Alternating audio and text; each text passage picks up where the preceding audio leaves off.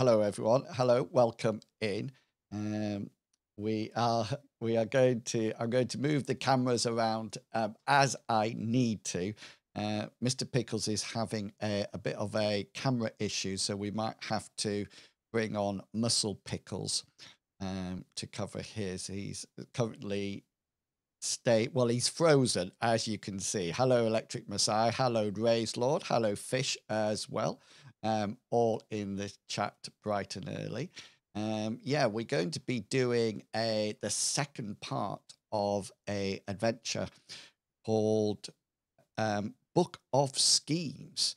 And we've got a guest GM with us today called Dan, who's going to be GMing. I've just let Mr. Pickles back into the...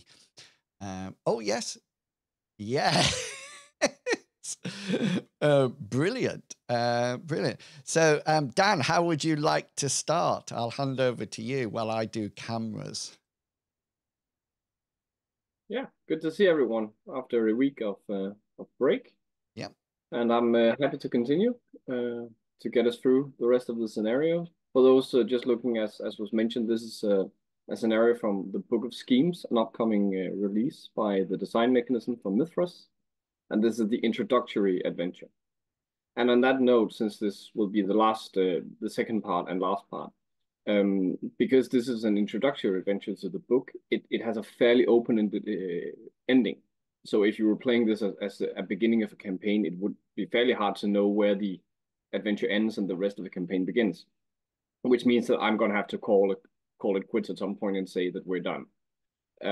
There's no like beat down the boss and the scenario is done. It's more like it's much more. You can continue in a million different directions from there. So sounds good. So don't look for that necessarily great climactic ending where it's very, very clear and resolved everything. Yeah, we're about 2/3 through the adventure, I would say. Last time, just to recap, you were hired by a guy called Grimmel to first partake in an interview with a smuggler named Richard, who gave you some hints about where to find an illegal weapon shipment, which Grimmel and his people was investigating and needed your help with.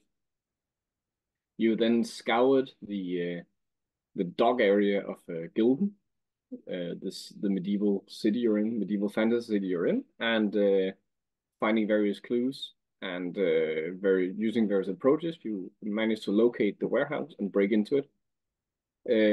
Locate the warehouse, contact Grimmel, and he brought 5 other people from his own group.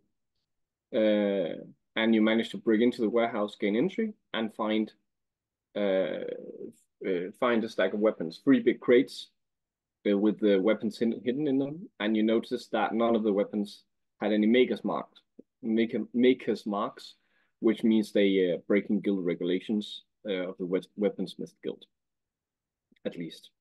And then we ended on the note that you saw 2 of Grimmel's people taking out, not 2, all of Grimmel's people taking out some clay vials and start pouring thick white liquid over the content of these crates of the weapons. And that is where we stopped last time.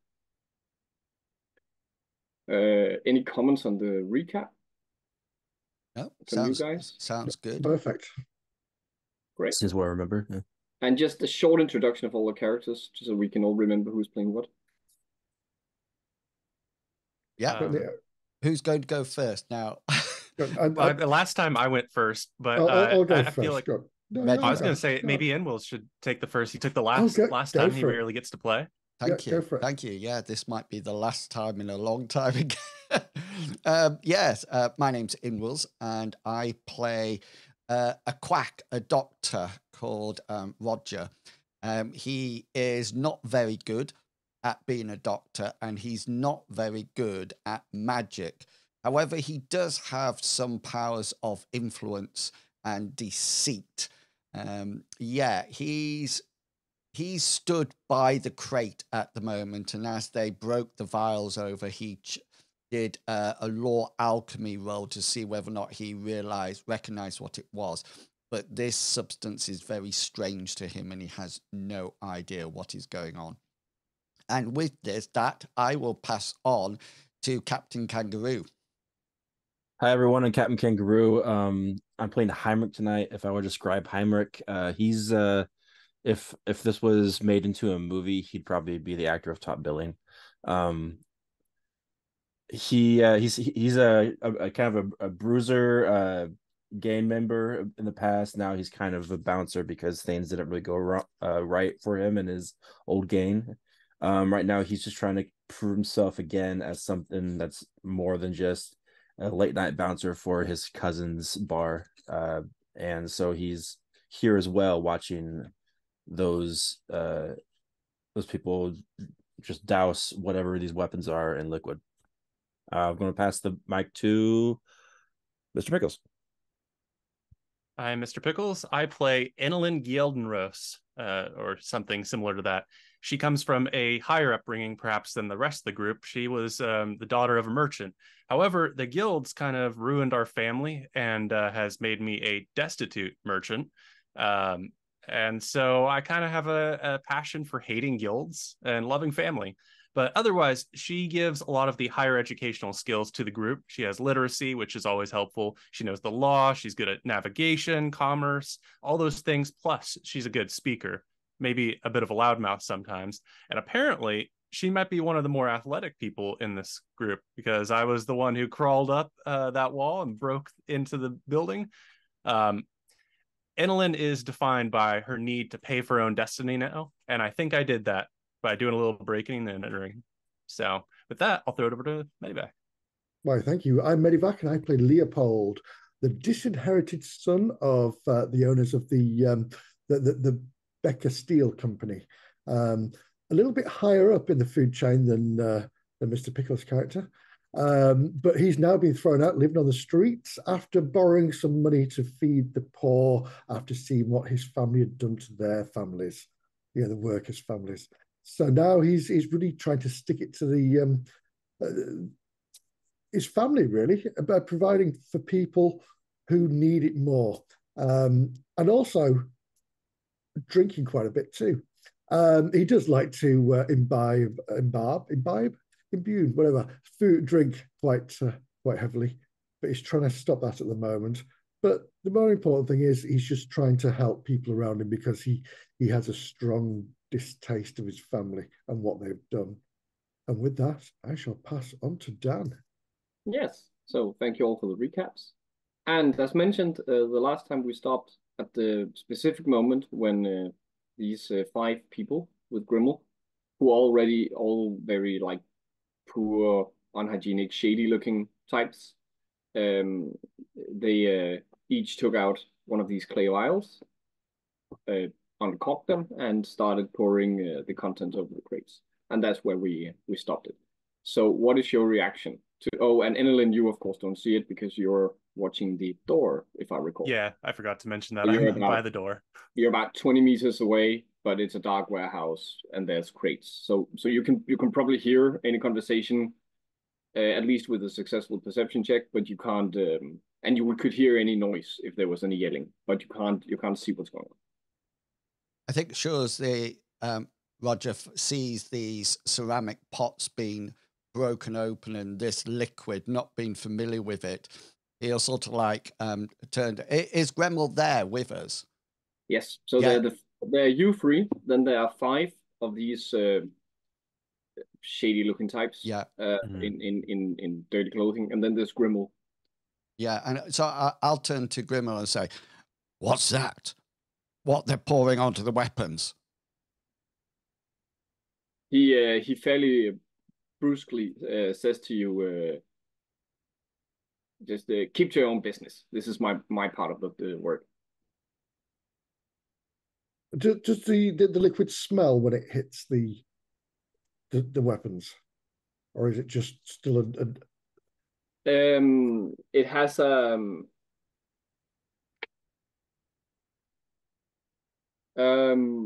it has a bit of a sweet smell, a bit like a bit of pungent sweet, like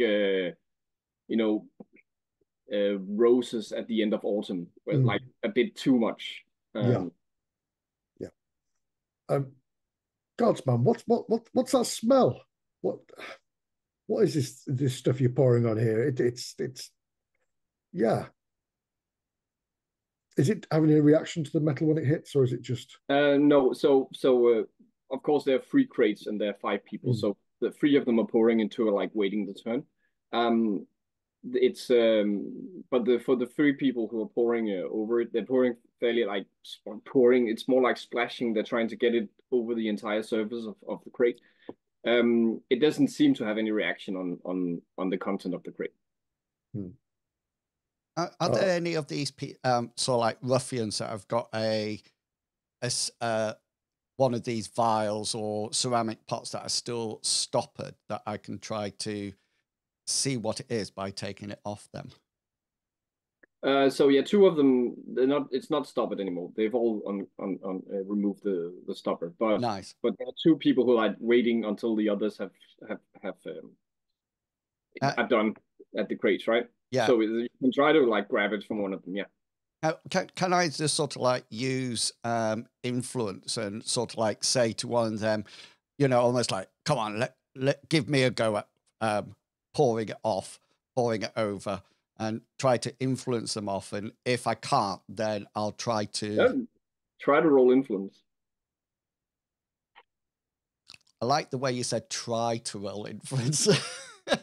I am going to use one of my luck points and roll that again. Come on. Oh, so close. Okay. So close. He's not having it. So can I now try to take one off him? So use his luck point and you still fail influence. Okay. Yeah.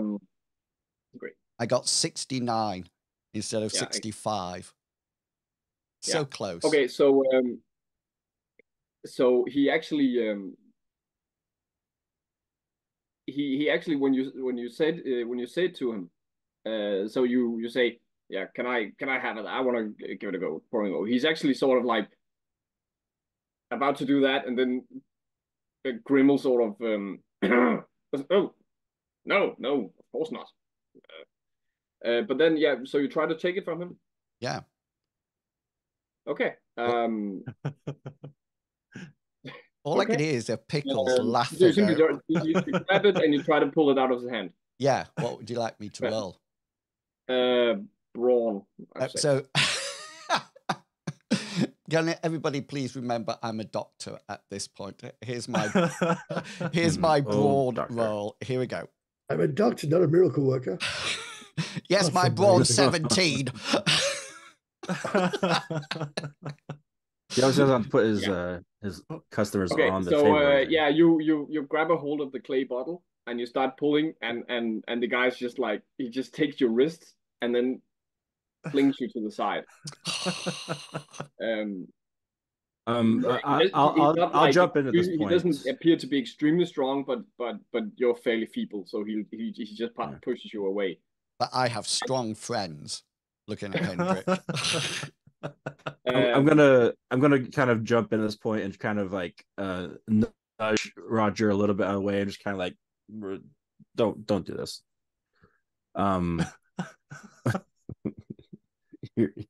Okay, so while all that happens, the 3 other of Grimmel's people have they've emptied their vials and they just throw them to the side, and then Grimmel turns to look at you after your little handiwork trying to get the bottle, and he gives you a really, really cold stare, and then he says to his people, "Okay, time to finish this," and they all pull out clubs, and it's time to roll initiative. What? Tying up loose ends. What? How dare you? Tie up loose ends. Okay, then here we go. Oh, I forgot to do my token because there isn't one. Sorry. There isn't one, no. Okay. Oh, I got 20. Oh, drat. 20. Oh, it I'm says assuming. Go for the it. tokens, but it says if you wanted to send the result to a tracker. Yeah, it's because they're so normally what we would do, we would have a tracker on screen. So are you going to keep the order, Dan? Oh, we can use the screen. That's fine by me. So hang on, I'll just add everybody in then. So Henrik, yours was 23. Leopold, what was yours? 16. Not very good, Leopold. I just want to float that out there with a 16.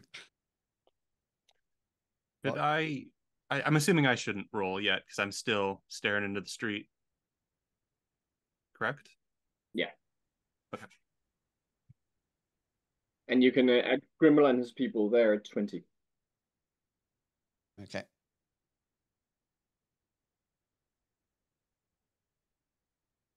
With what's your... Yeah, I can check that myself.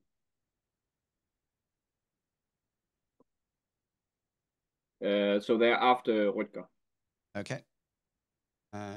So that be it. And then let me know when you come on the order, Pickles, and I'll add you on. Great. So they all pull out the clubs.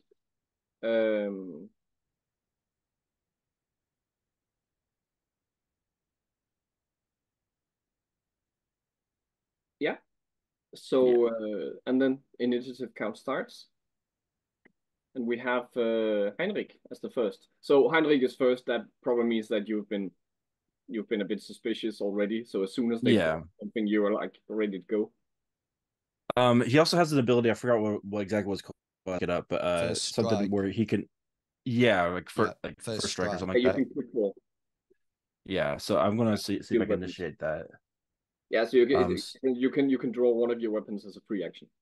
Okay. I'm gonna pull out my club. Yeah. And I'll probably swing at the closest one to me, just to kind of gain some space between us and them. Yeah. I'll just track positions here, and we'll go with Theater of Mind beyond that. Yep. All right. Should I go in for the roll? So you are attacking the nearest dude, right? Yeah, the nearest gain or hooligan. Yeah. I believe they came from a shanty town. Thank you very much. So yeah, Grimmel, of course, also pulled a weapon. He pulled what looks like a club, but with a metal spike at the end. Oh, ouch! A weapon called a plançon. A plançon. Very mean. Very mean.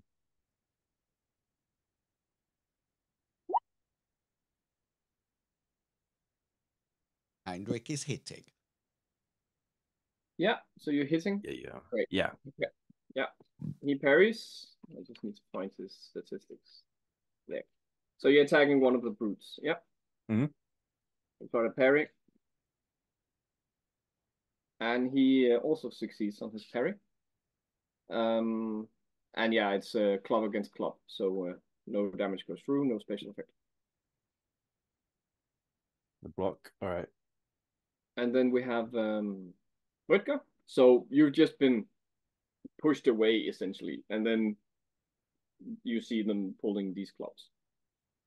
Yeah, this whole scuffle you had is essentially why I'm not calling for a surprise round, because all of you've just been pushed and there's been a bit of a scuffle, so all of you will have been a bit on edge when the word comes. Otherwise, there would have been a surprise round here, but there's not.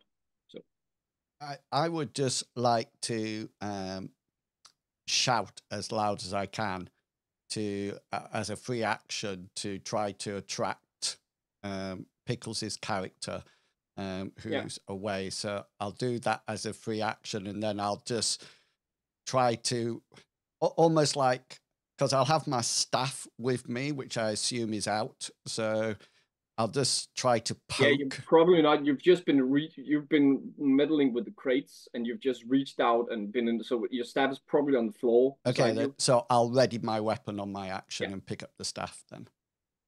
Yeah, makes sense. Yep. Great, and then it's those guys. So the guy near Heinrich, he attacks you with a club, and he fails. Do you want to parry anyway? No. No. I'm gonna stay as is. Ooh. Try to save up my my shots. Great, and then yeah, so that's you were attacking one of the guys who had been pouring. Then the two guys, the guy who just pushed you away, Rutger, he gets a sort of almost a manic gleam in his eye, and then he chucks down the entire liquid. Okay, and the other guy, I need to check for him. Yeah, the other guy who also has a full bottle, he also chucks it down. nice. Oh my. That's their action. Then we have, let's see, we have Rutger here, and who's more there? Leopold. You're great. Then one is attacking another one of the ones from the crate will also attack Leopold and fails. And Grimmel turns to Grimmel. He has been standing like in between his people, but he moves out from them towards Leopold as well. That's just a few meters.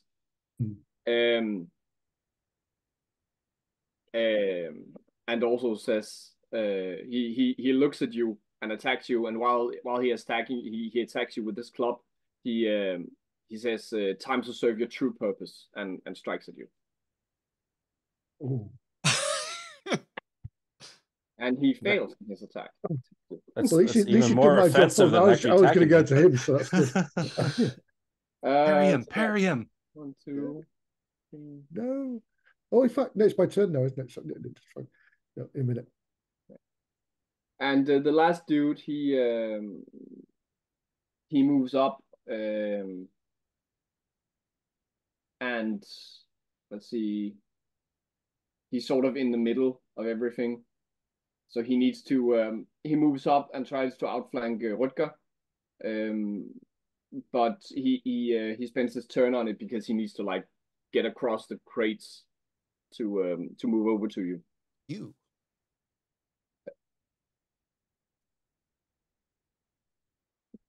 So Rutger, you have two people. You've readied your staff, so we have a bit of a distance on them, but you have two people in front of you. Yep.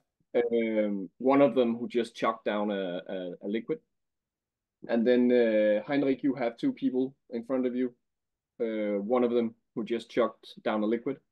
And Leopold, you have two people in front of you, one of them which is Grimmel. Grimmel, yeah. Brilliant. Okay, that was their turn. So Leopold? Yeah, I'm going to draw my Messer. Makes sense. And take a combat stance, ready to attack. I won't be able to attack this turn, so yes. Yeah, that's your action for readying the weapon. Yeah. Okay, so you're engaged at medium reach because you both have. Yeah, he has a club which is short, and you have a Messer which is medium. Mm-hmm. Yeah. Okay. Then Enelin, you since Rutger was shouting, you what did you shout? I shouted probably something like, "Get yourself here. There's combat afoot." Yeah. Okay, I so hear combat foot. just to keep things interesting, make an easy perception check, Enelin. I have, but I am pretty focused on the street. To be fair, It's because you got your headphones in, listening to music while you're watching the streets. Oh, you Kids actually of failed. today. I think I should spend a luck point here to reverse it. I think that's important. Maybe. Possibly. No. Once I get in the fight, I'm going to need both of my luck points. I'm going to save it. That is also quite possible. Oh, I'm counting on that. You can also I'm gonna save them. they'll like, you can meta game and say they'll probably just keep yelling. So you'll probably get more chances, right? I was going to say, I'm sure once the fighting starts properly, you'll hear noise. Yeah, you probably will. Yeah. Okay.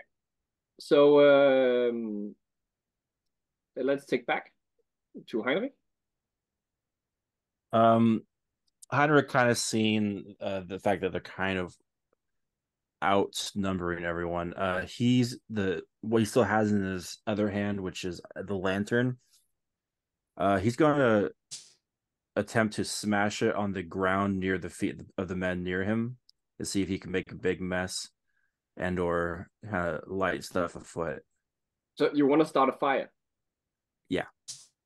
Okay. So are you trying to like start a fire where they're standing, or you're trying to start a fire like in the warehouse? Both if possible, but if not, I just need to at least make it a distraction enough to where like, okay, well, we need to maybe separate from this. Okay. The purpose is if I can try to gain space between them and us, maybe we have a chance to escape. So I'm gonna attempt to at least, if not start a fire for the whole thing, at least start a fire for the distance between us two, our two groups. Okay. So so you'll you'll throw down the lantern like in between. Do I have to roll anything for this? Who else of you has lanterns? Not me. I think we only had one. Yeah, I think I was. No, I thought might need the lantern for getting out the warehouse, just so you know. We have two lanterns, but I believe we only lit one. The other one being Medivac or Leopold's. Yeah, I had it. Yeah. Yeah, you mentioned a tattered one. Because I have a lantern when I'm walking around with my weapon, so I don't get killed for having a weapon. But it's not lit. Yeah, well, it was lit actually coming here, so it will be lit. Yes. Okay, great. Okay, so you're throwing your lantern down on the floor. Okay. Yeah. I'll probably have to like dig into my inventory to grab the 2 flasks of oil I have, so I probably won't be able to do that, but at least throw that down, create a distance, hopefully. Okay, so that's trivial. You just throw it down, and there's a splash of burning lamp oil, which I say there's a chance it extinguishes. I don't know what's realistic, but let's just roll with it. Yeah, so there's a burning splotch of lamp oil on the floor now, in front of you between these two tough guys. Cool. On market. Yeah. Okay. Then we move on to Rutger. Am I engaged in combat with these two? Yes, but at your staff reach, which is long, right? Yeah. Yeah, it's long reach. So we, just to let you know, Dan, we don't normally play reach. So if they look a bit confused, that's why. But it's fine. We can go with it. So so I'm happy to just delay my action so I can use it to parry later on. I'm just going to keep my staff out at almost like as long as I possibly can to keep these two far away from me. I don't trust my chances in combat with my skills. All right, so are you readying an action for something, or are you? I'm going to actually parrying. I'm not going to do an action now. I'm going to delay it and use it for parrying later on, if that makes sense. Yeah, it's just okay. So you're proactively parrying. Cool. Yeah. Okay. Great. Then we have those guys. Oh yeah, so yeah, I'm also going to allow if they try to like close reach. Yeah. You can spend the same action point on that instead of only parrying. Okay. Let's see what happens here. Oh yeah. Okay, so well, first of all, the guy in front of you, Leopold, who chucked the liquid, he starts to yeah, alter, let's say like that a bit, and not in a good way. So his skin sort of turns into worms in front of you. So if you imagine boils going onto his face and worms like sticking out, and then with a eardrum rendering scream, he sort of melts into a pile of worms on the floor. Nice. Yeah, so if we were using the trauma rules, I would be rolling for that now, which I can recommend if you ever play this book. Use the trauma rules from the companion. But the other guy who chucked down the skin, he does not melt. He instead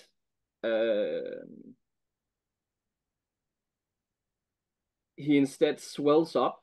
She swells up, and her skin becomes blubbery and thick, and her arms extend with 2 new joints into like a free jointed monstrosity.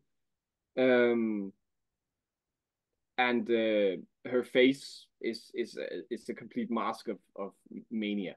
And that's what she spends her turn on, turning into that. And then we have Grimmel. He attacks Leopold again, and hits this time. Oh yeah, Leopold, the guy who melted also was in front of you, Leopold. So you saw that as well. Yes, yeah. But Grimmel attacks you with his ponçon. Yep. I intend to parry, so fingers crossed. Yeah.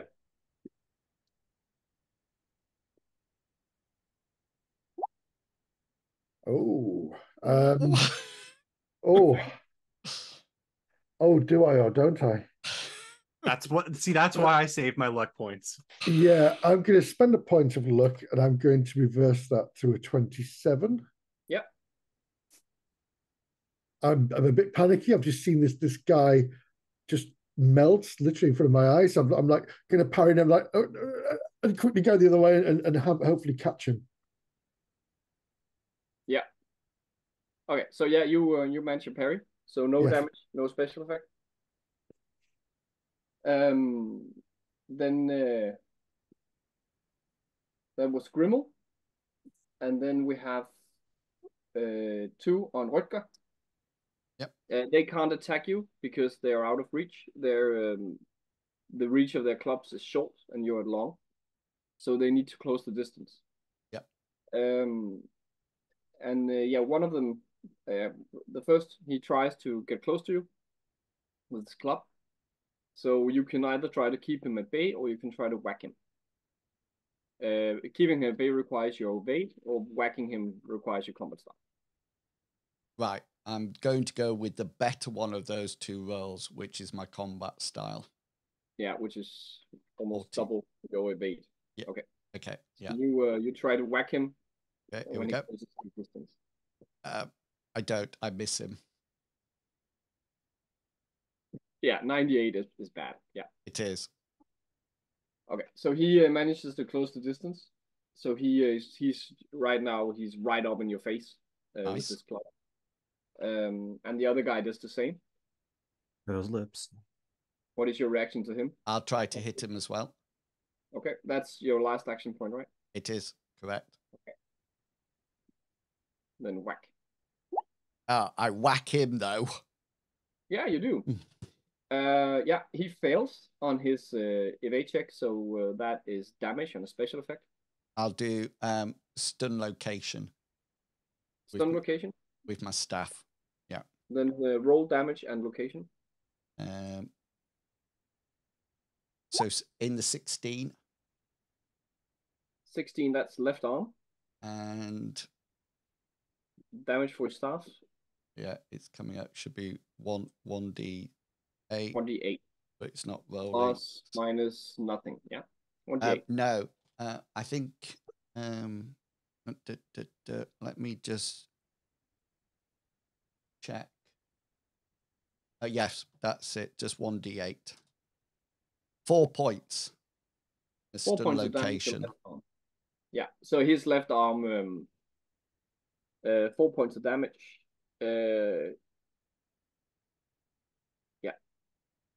Yeah. So that's also 4 turns. His left arm is out of commission. Nice. So that's a good whack. It's not enough to break it or anything, but it's he screams out from the pain. You probably hit him right on the elbow. Nice. So the arm just goes limp for a while. I'll make a note of it. Yes. Yep. But there now you have two of these ruffians right up in your face. Nice. You're quite a disadvantage. Yes.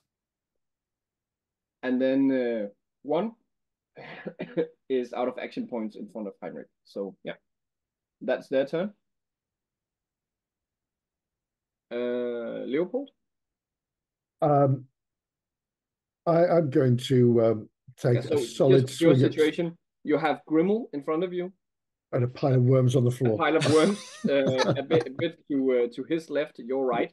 And then further to your right, you have one of his thugs right up in the face of Leopold, which is a bit like a meat to your right. Oh, to Heinrich, sorry. Yeah, Heinrich. Oh, no, is it? No, Rutger. Rutger, sorry. Yes, yeah. But too far to reach over. So I'm going to go for... You can reach them both if you want. Oh, can I? Yeah. Oh, do I you've all been standing around 3 crates. So that's right, together. In which case, I would like to, while keeping an eye on Grimwell, I'm going to flick my messer out at one of the people attacking Rutger, the closest one, in the hope of catching him unawares. Yeah. Oh, nice. I can do that. Yes. Very nice.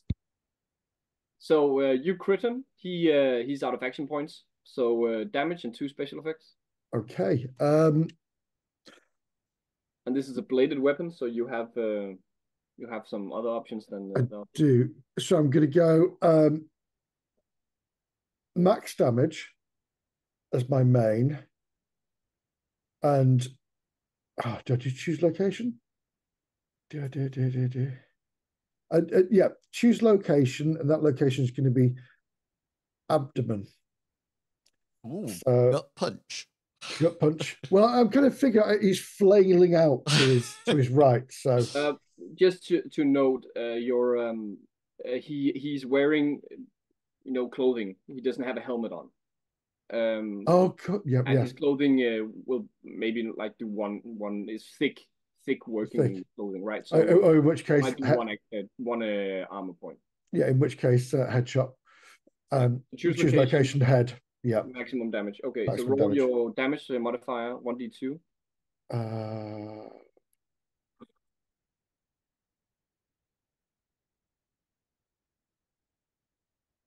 Yes. And that should be that's 8 total damage. So 8 total damage to the head. Yeah. So you make a really, really bad cut from his right ear and down under his chin, and he just collapses. So Leopold, for you essentially now Rutger, you from your point of view, you just you try to keep him a distance, then you got to whack the other. And then this guy just gets right in your face, and then you just see a message. It's like, yes, nice. He just falls in front of you. Yeah. So he's out for the count. Nice, Leopold. Thank you.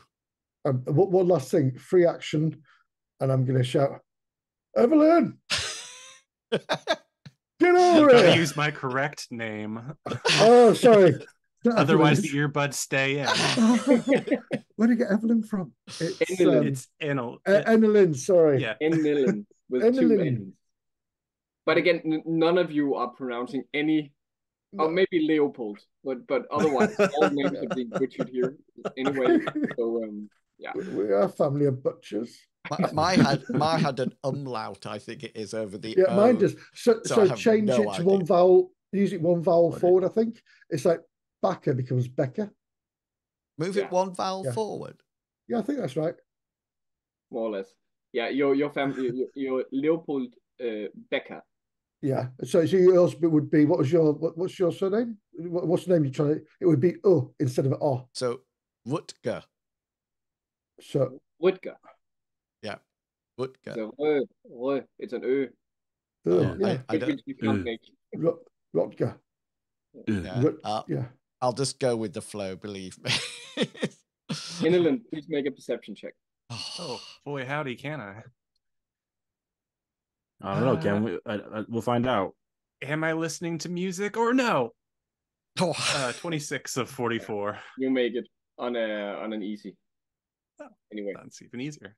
yeah. So you hear, yeah, Enelin, get down here from the other end of the warehouse. Time to do work. Would you like And me at to this roll point, you initiative? probably also heard various other weird sounds. From down Yeah, there. probably some like people being turned to worms. You know those Oh, kinds and of yeah, noises. you heard a scream. So you hear a scream, and then a second later, you hear Leopold yelling for you. So please roll initiative as well. Yeah, You get a turn now, but the initiative is for the next count. I have a question, I guess, I'll change to my character name.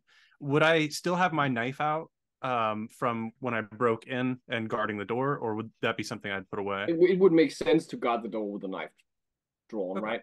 So Yeah, that's what I was hoping for. Yeah. Otherwise, you're gonna have to move down to them, and I would allow you to draw the knife while moving anyway. So, yeah, but yeah. So you're at 15. Obviously. That's suitable anyway. You're at the same initiative count.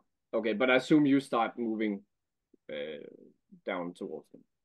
Oh yeah, with my next turn, I'm presuming I'm making progress as best I can without falling over and dying. If I can, I'd like to try and do it quietly though. If I can apply any level of stealth to this, I want to go quickly Make a but stealth as check, quietly. and we'll see how it goes. Oh, okay. Because they're all engaged in combat, so they're not going to be very perceptive. Yeah, I'm just hoping for, a little knife in the throat. But they'll probably hear it coming. I got a 52 out of 38. Standard. You also have a... Yeah, you just have a knife, yeah. Yeah, I just have a knife. Yeah, no ranged weapons. I could use a sling, but I don't have one. Again, you're merchant's daughter. Why would you run around with a sling? So yeah. Okay, cool. So does anyone have action points left? I do. I don't. Henrik, you have one? Yeah, I have one. Okay, you so you're standing on your right. So there's a pool of burning oil like right in front of you, and to the right, your right of that is a monstrosity with multi-limbed arms and weird skin. And to the left is a dude in clothing. One of these ruffians, right? I'll go for the dude with clothing. I think that'd be my best shot. I don't know what to do with the giant monstrosity. I was going for a hit to club him really quick. Yeah. Try. Yeah. We'll see what I can do.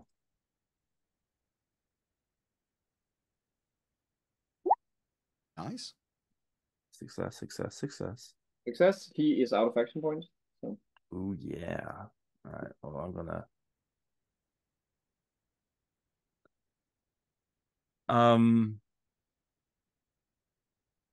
Yeah. So you get a special effect and damage. Yeah. I'll try to think of special effect. I'm gonna what's the I always forget what's called where you prevent them from attacking you. Press advantage.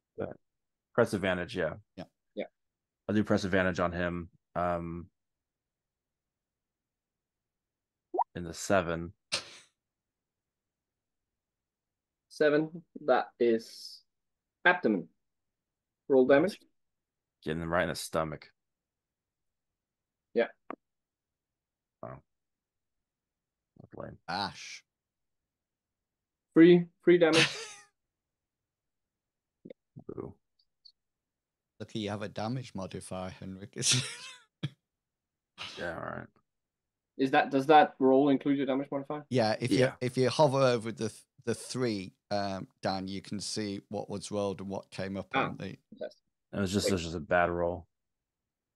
Yeah, but yeah, you knock him in the abdomen, and he turns over a bit, which is why he won't attack you next turn. Great. Yep. Yeah, then it's a new round. Everyone refreshes the action points. And we'll start from the top again. Ooh, So that's yeah. Heinrich again. Heinrich's going to try to finish the job and attack again. Yeah, the same guy. Same guy. Roll.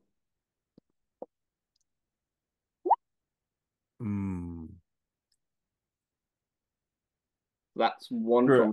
from sad. I'm gonna yeah, I know it sucks too. But I'll use my point of luck and reversing that. Nice. So 27. Mm-hmm. He will try to parry. Mhm. And he fails. Yeah. Going for it again. Same thing.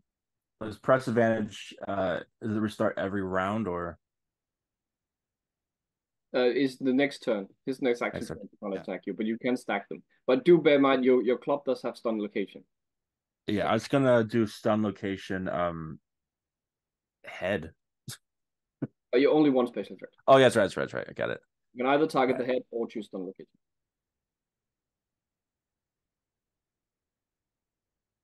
I'll target the head. Choose location head, roll damage. Yeah. That makes sense to me. I'm gonna make him dizzy. Ash. Nice. Better. 5 damage 5 Ooh. damage, yeah. to the head. Wow, that's a big hit.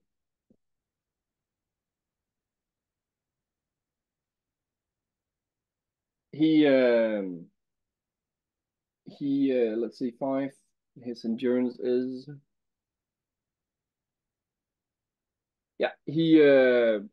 you hit him right in the square of the temple, and he falls over. He's clearly not dead, but he will be out for at least a few minutes. Sounds good. And let's see if he lands on top of burning liquid. Ooh.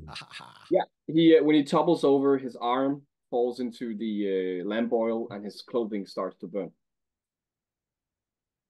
Oops. So his part of his chest is in burning oil.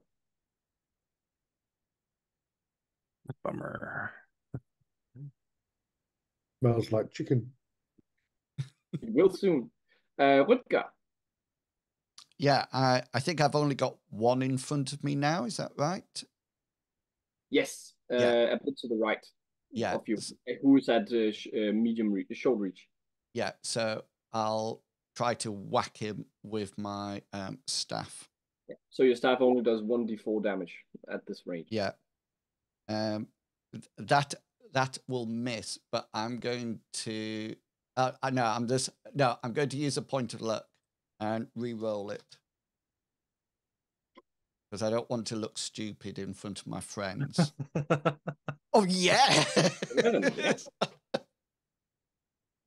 He tries to parry and fails. So I'll choose location head and then whack him. It's 1d4 when I'm within reach, isn't it? Yeah. Yeah, I think. Or is it 1d4 plus 1? I don't actually recall. I'll just look it up while you roll. It's at least I'm pretty sure it's 1d4. I'll do 1d4 and then we can see. 3 I'll points. just add it afterwards if it's. Yeah, What did you roll? 3. 3. Great. I'll mark that down. And this is the one you hit before as well, right? Yeah. Where you did 4. Right.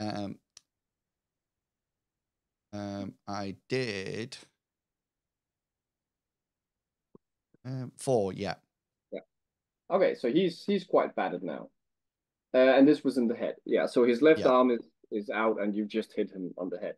He's still standing, but he's not having a good time. Good. Great. So that was Rutger. Then we have Grimmel and his thugs. Let's say Grimmel starts by attacking Leopold. He just saw you skewer one of his men, so Sorry. he's not pleased.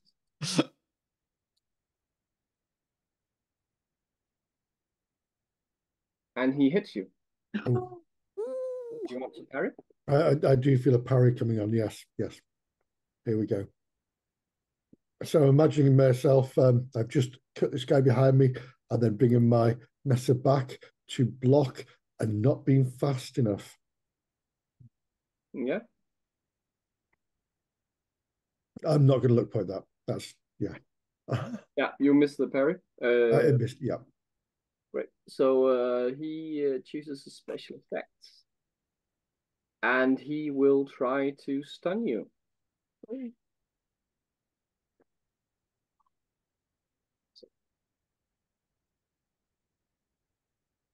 He hits you in location 7. Oh, that's my gut. Abdomen. Yep. Ooh.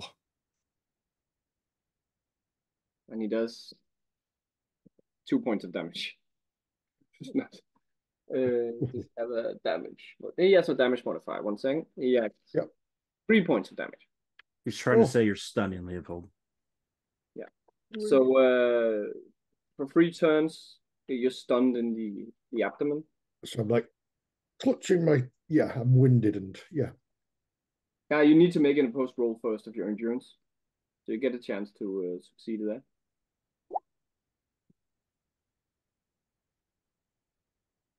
Sorry, 14 I rolled.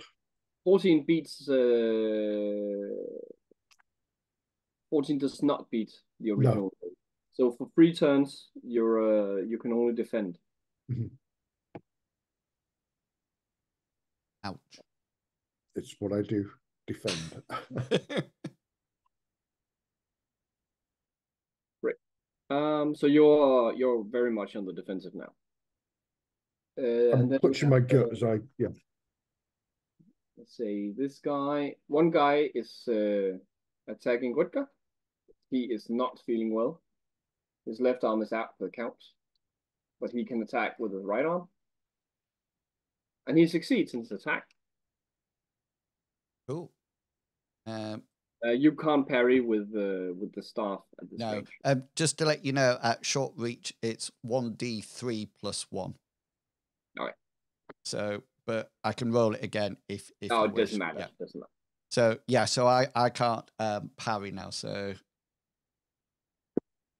yeah, you couldn't if you want to, you can drop your staff and parry unarmed, but I don't know if that helps you at all. No, it won't at all. Okay, so he attacks you with a club. You can't parry, so he is also trying to stun. He hits you in location 5, which is your left leg. Yep. For 2 points of damage. Okay. Your left leg is now stunned. Yeah. So you can't. Do I fall therefore? I'll be first of all, you need to make you need to make an opposed roll of his endurance check. So this is my endurance, which fails. So am I now prone? Because I've just Yeah. lost my left leg is stunned, isn't it? So Yeah, it is. Yeah, I'd say It's just I'll a little clarify. sleepy. That's all. yeah, I'd probably drop down onto its knee, so I'm sort of like half down on the floor. Your leg is not usable, so that Yeah. means you're at least halfway prone. Yeah. Down on one leg. Yeah. But we'll count it as prone. Yeah. Yeah. And so that was it. Grimmel, that guy. Then there's a multi-limbed, multi-jointed monstrosity attacking Heinrich with the fingers with weird joints and nails that are still growing and various other very, very unsettling things. And fails. So just wild flailing in front of you. But like the character from Monsters Inc. Woo! Yeah, it seems clear that there's a nervous system that hasn't been upgraded along with the Got it. with the limbs. Okay. Yeah, that was those. Yeah. There's only three of them standing. Grimmel and two thugs. No, one thug and the monstrosity. So yeah. Nice. You're not outnumbered anymore. That's a good start. Well, two of you are prone, but nonetheless, or not prone, but Leopold, Yeah. you can only not defend. really I can defend. Yeah. Yeah. So you're just readying a parry, or you're trying to move away. I am going to just ready a parry. That's all I'll be doing. Wait, stagger winded, only able to defend. Yeah. Oh, yeah. So you're staggered winded, so you probably can't move away very fast. No, I wouldn't move away. I'd still be just holding that position and just holding my gut and ready to parry again. You're readying a parry. Right. Okay. So Enelin, you spend the remainder of last round moving. So I'd say at this point you've moved far enough into the warehouse that you round a corner of the crates and you can see the fights. In front of you, there's probably a half stack of crates in between you and the fight, which you need to either move around or jump over. But the fight is maybe you can definitely reach it this round, or if you want to throw your knife, you can try that. But otherwise, you're going to hit the fray at the end of this round. Well, my goal here is to attack the traitor, which is Grimmel. So I'm going to be like a slasher villain, and I'm going to stab him in the head. Okay, so that's my goal. Fly around and then attack at the beginning of next round with surprise. Yes. Okay, great. That's a plan. Heinrich, your count. Heinrich, how far is Heinrich away from Rutger and his previous employer? So right in front of you is the splotch monstrosity, the person, and then the monstrosity, and then maybe 3 or 4 meters to your right is Grimmel fighting Leopold, and then beside those, further away from you, is Rutger fighting a thug. Okay. So between them is the downed people and the crates. So it's hard for you to reach Rutger. Got it. I'm going to try to see if I can narrow down distance between me and the person attacking Leopold, and see if I can avoid the monstrosity altogether. So you're trying to skirt around the monstrosity and try to get to Grimmel. Yeah, because I don't know what to do with that. I'm gonna try to go towards Grimmel. Okay. Yeah, you can do that. You need to like skirt around while you're engaged. Yeah, that makes sense. So kind of shimmy my way around. Yeah, so I'll send you. You get engaged with Grimmel this turn, but I won't allow you to attack at the same turn because you need to like avoid limbs and various other things. Yeah. So you're moving up. So you're now engaged to the monstrosity and to Grimmel, which means that you and Leopold are on either side of Grimmel. Okay. that's your turn. Then Rutger, do you have any? Do you have more action points? I think I've got one left. Have I? Because I didn't attack last round because I can only parry, can't I? Or did I attack? No, I did attack. Yeah, you attacked and then you got hit at where you parried but failed. Yeah. So one action point. I got Do you one. have- I've got Yeah. one action point left. Therefore, what is this? Is this guy sort of like bearing down on me now? Well, he's his left arm is limp, and he's bleeding from his head. Not bleeding, not the effect, but you've hit him in the head, right? Right. But you're on one knee and he's standing tall. So yeah, he's standing taller than you right now. Yeah. So he's Right. going to, and I can't actually parry now. Is that right? Yeah. Because he's too close to me. Standing over you. Yeah. Yeah. You can attack. Would that be harder for me because he's bearing over me now? Yeah, so we're counting you as prone, so it's everything is at a hard penalty. Which doesn't do well for my my combat skill at all. So I'm going to try something else. I would like to, if I can, I would like to cast ventriloquism behind this guy to try to distract him away from me. I want to sort of like say something like, back away from him, or this knife comes towards you, or something like that. Yeah, okay. Try. See if you can manage any sort of spell. Yeah. Scenario. Let's do this. Nope. I am going to use my point of luck, and I'm going to reverse that to 28. Okay. So yeah, so he hears a booming voice beside from something like a guard captain or something. Yeah. From behind him. Drop your weapon or I'll stab you where you stand or something like that. Yeah. So he whirls around and now has his back to you, looking Nice. for the source of the noise. Yeah. Or he will on his next turn. Yeah. Yeah. Creative use of Folk Magic. Yes. Yeah.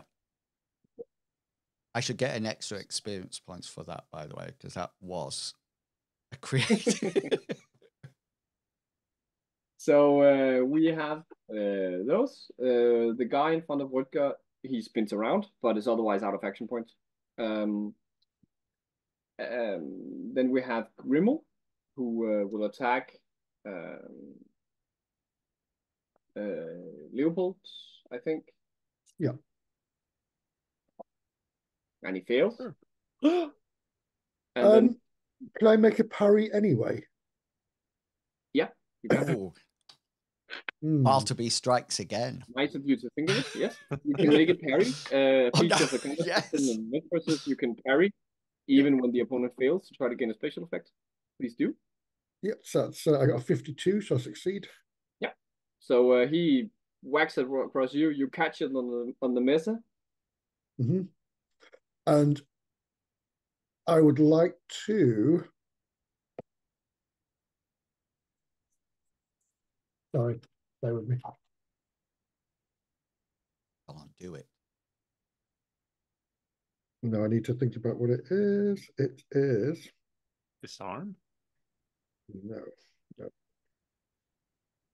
Compel surrender. Is it overextend humiliate? opponent. Yes. So I'd like to overextend opponent, which basically he misses it next turn, doesn't he? Yeah, he can't attack on his next turn. Nice. Okay, so yeah, you he whacks. You catch it on the flat of the mesa and like Gonna jab push it? into his armpit with your arm. So grab it, jab, and then he's just like, ugh. He gets completely thrown out of balance. Yes. Great. Wonderful. So he is, yeah, Grimmel is overextended.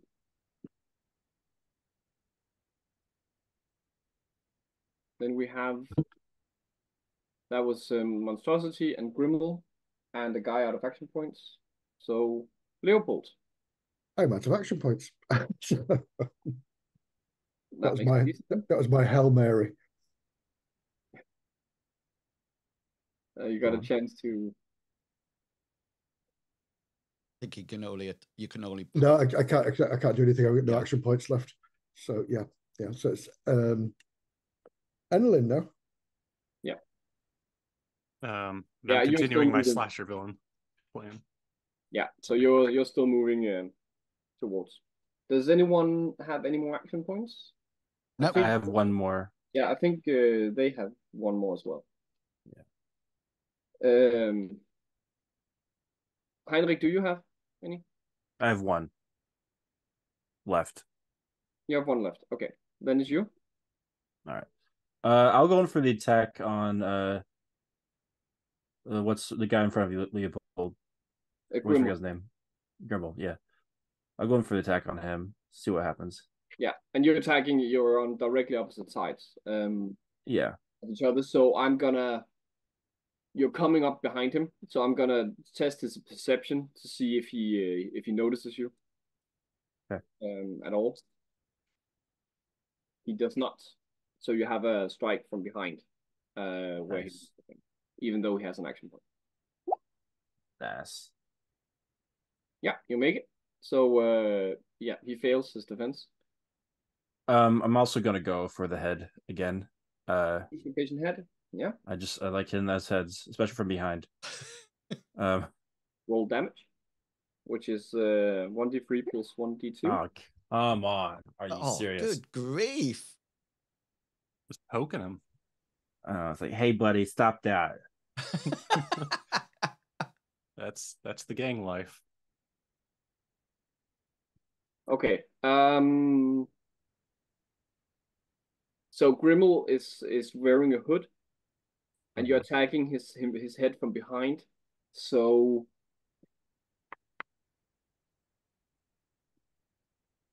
how are we gonna do that? What's your power? My what? Your power. My power. 9. Okay, 1 second. Is this one of those trick hoods where a big fist comes out and punches you in the face? No. So your attack, when you hit him, your attack hits here, which tears down his hood, and you see that the entirety of his back is covered in thick scales. Oh Jesus! Up, which stops around here, which explains the hood. And you did what? How many? 3 damage? Yeah. Yeah. Your club hits those scales and just bounces off. Oh wow! It's like hitting a piece of armor. But you expose his hood. We are definitely missing like a cool test, aren't we?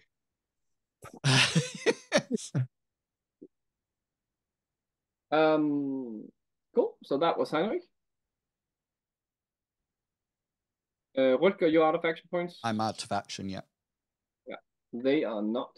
The guy in front of Rutger is. But Grimmel, he has 1 action point, and the Monstrosity has 1. The Monstrosity lashes out at Heinrich. Jesus. And fails. My baddies always roll so bad. It's all right, so do I. But my bad rolling is, as a GM, is happening as a character as well.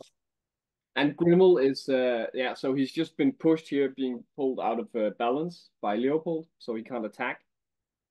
You know what? He's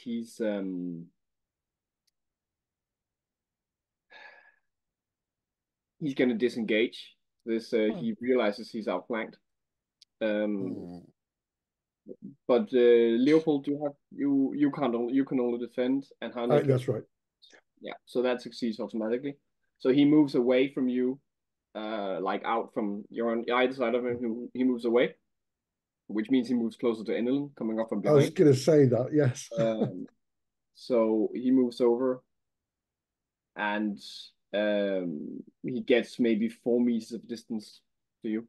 Mhm.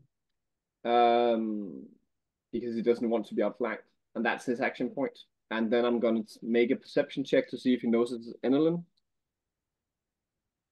Hopefully, Annalyn brought her fillet knife.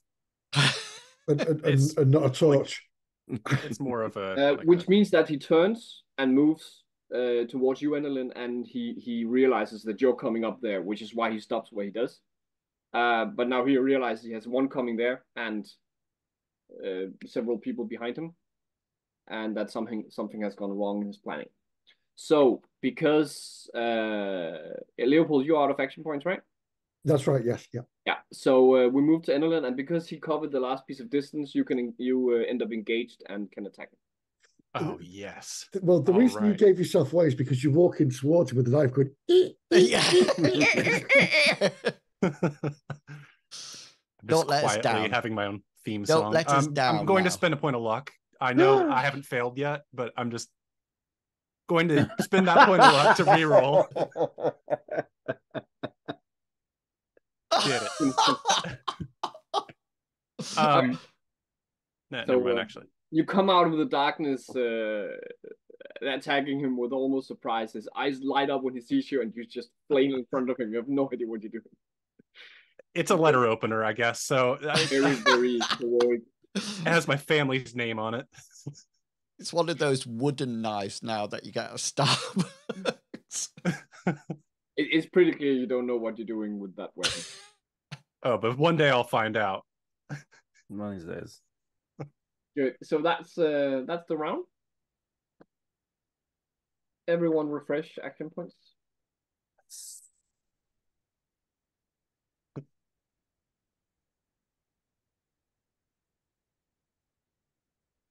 Okay, so Heinrich, you're still engaged with the monstrosity, but Grimmer has moved out of your reach, and is now behind you, essentially, or way to the side, but more or less behind you, 4 meters or so. I guess now I have to actually deal with the monstrosity. I was hoping to avoid it and just maybe forget it existed all throughout, but yeah, I'm gonna have to probably go in for the attack. Why not? Let's do it. Come on. We got this. Come on, gang. Yes. We're the Monster Busters. Yeah. Is that what we The are? monstrosity tries to parry. Oh, and the monstrosity crits. So your attack succeeds against a critical parry. Both they have excellent natural weapons, so that size M, so no damage. The monstrosity does get a special effect against you, a defensive special effect, and tries to trip you. So you need to crit, against a trip. What? Yeah, so that's brawl, Athletics, 8 or acrobatics. Acrobatics. Just acrobatics, no athletics. Brawn, evade, or acrobatics. Oh, brawn, evade. Okay, sorry, I didn't hear One that of them. first two for some reason. Brawn, evade. Oh, all right, let's do it.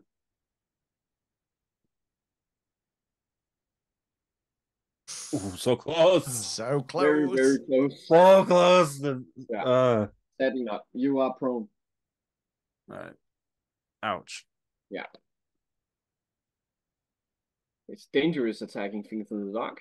Rutger, you have action points again. So if I want to hit this person who's now turned around, is it easier? Is it going to be easier for me to hit it? Yeah.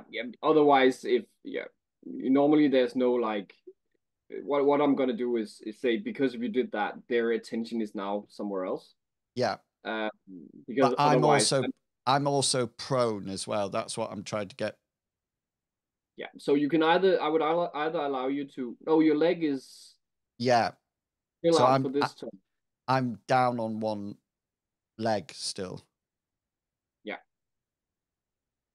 Yeah, you are. But you can either move away using your right leg, right, you can like throw yourself away and get out of engagement, or you can attack. And if or you can ready a parry. If I attack, what difficulty grade will I be at? You're still at hard because you're attacking with one leg in the floor.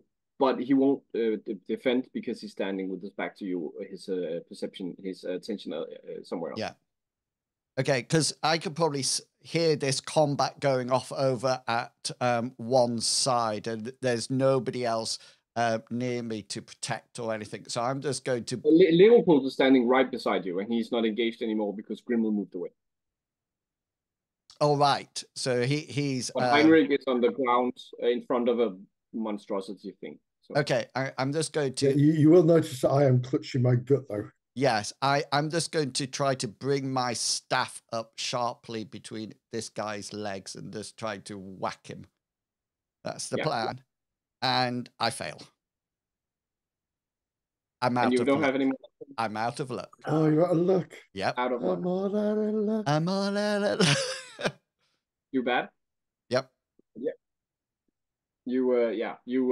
You try, but you're just your leg is weird. But from next turn, your leg is good again, right? Yeah. So that was Rutger. That means Grimmel and it sucks. So the monstrosity attacks Heinrich and succeeds this time. No. You want to parry? I can't parry while prone, can I? Yeah, sure. It's just a hard difficulty. Yeah, I'll try parry. Why not? Let's do it. Ooh. You fail? No, it's hard. Yeah, that fails to hard. Yeah. Yeah. So you take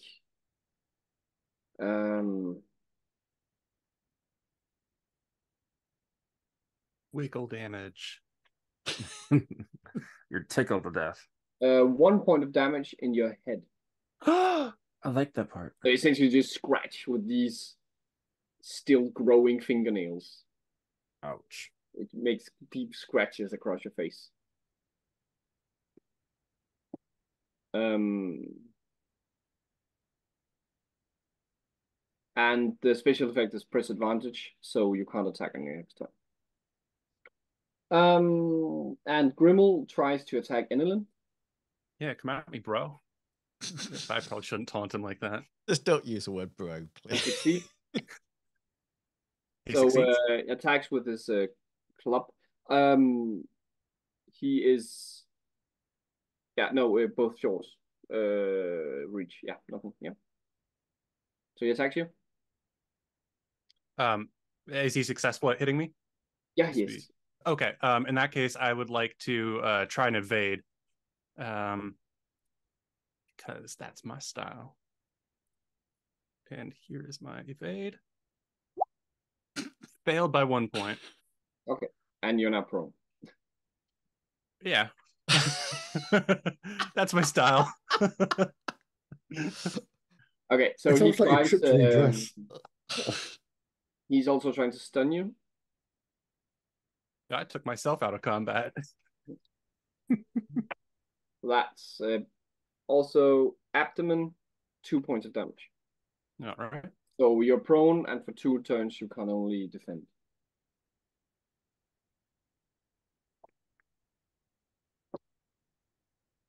All right. Great. So that's their turn.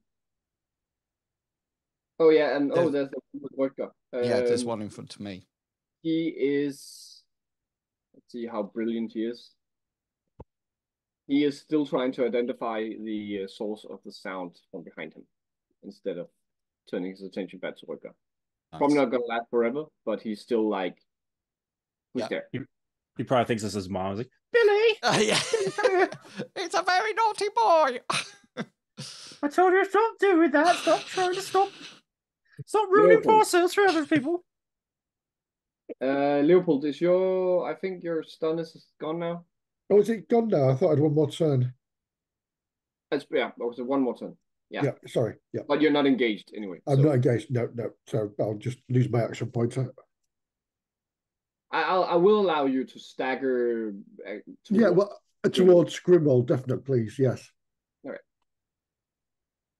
Yeah, you can engage him on your next turn. You're like halfway there at the end of this turn. Wonderful. Ellen, you are prone. And I'm unable to get up using my action. Is that correct? You can take the regain footing action. So you can either attack him, which I think roll. You can attack him and try to gain a special effect. I usually also allow people to just try to stand up, but I count it as change range, so he can either use evade to keep you down, or he can just whack you.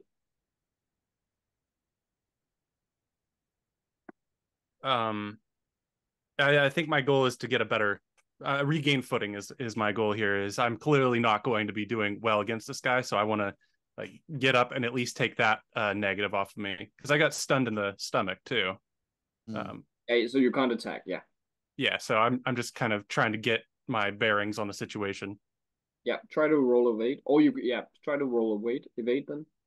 Will do. 25 out of 37 on a standard. So that's nice. that. He attacks. He fumbles. And because I treat this as I essentially treat this as a change engagement distance. Getting up, he fumbles, which means you can generate a special effect. Actually, 2, right? You have success against fumble, so 2 special effects. 2 special effects? Yeah. Not you don't do damage or anything, but you can try to trip him or something like that. Could I try trip and disarm? Does that make any sense for my 2? Yeah, he gets to roll separately against them, but yeah, you can. Yeah, I'll do trip and disarm. 25 isn't a great roll for an opposed special effect, but it's what you can. You can also, one of them could also be press advantage, press advantage. Actually, that is a good point. Which is automatic, because you rolled fairly low, so it's easy to beat the opposed roll. That is a good point. I think I will take that advice. Overextend, and I want to disarm more than anything. Okay. So he hate him needs in to a stupid club. 25 to not be disarmed. He did not, so his Planton goes flying. What is it? 1d2 meters, I think. In the point and lands in Hedrick.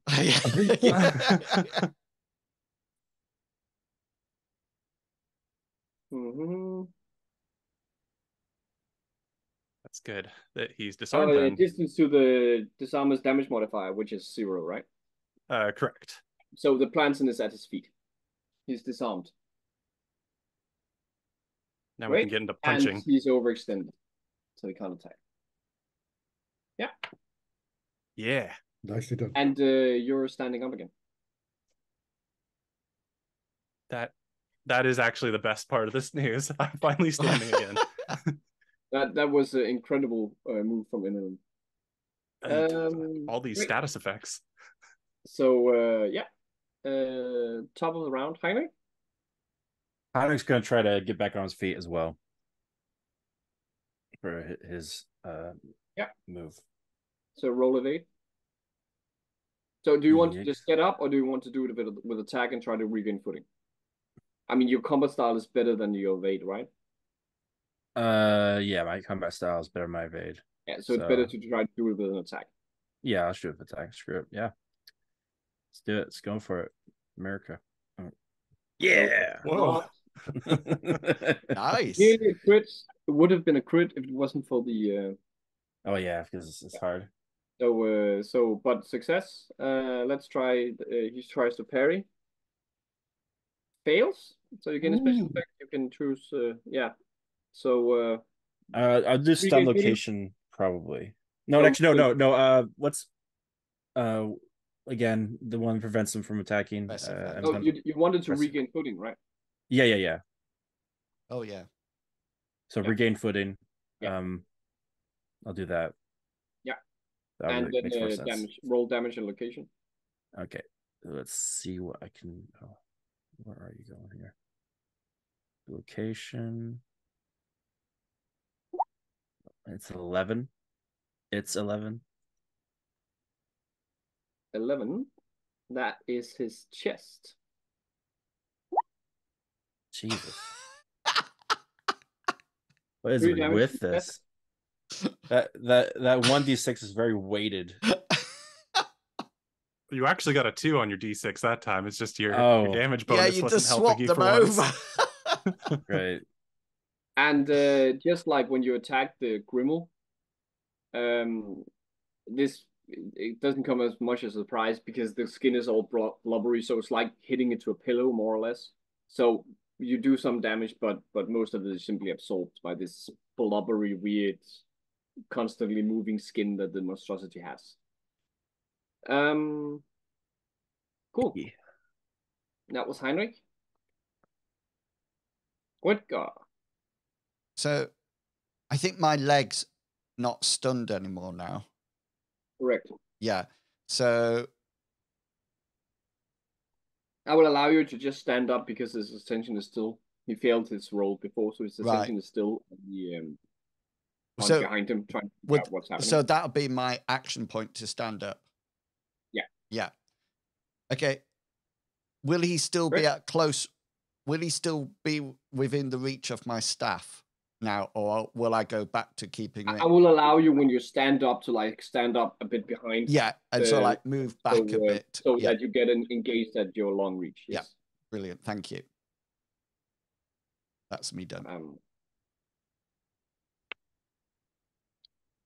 Okay, so the monstrosity attacks Heinrich again. That's 1 attack, 1 defense. This is the last action of the monstrosity. And fails spectacularly. Yes. I like to imagine I'm intimidating it a little bit. Just a little. And Grimmel is overextended and disarmed.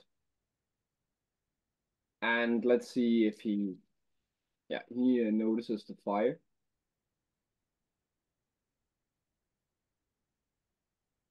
You know what? He tries to disengage from you, Annalyn. I would like to disagree with his attempt.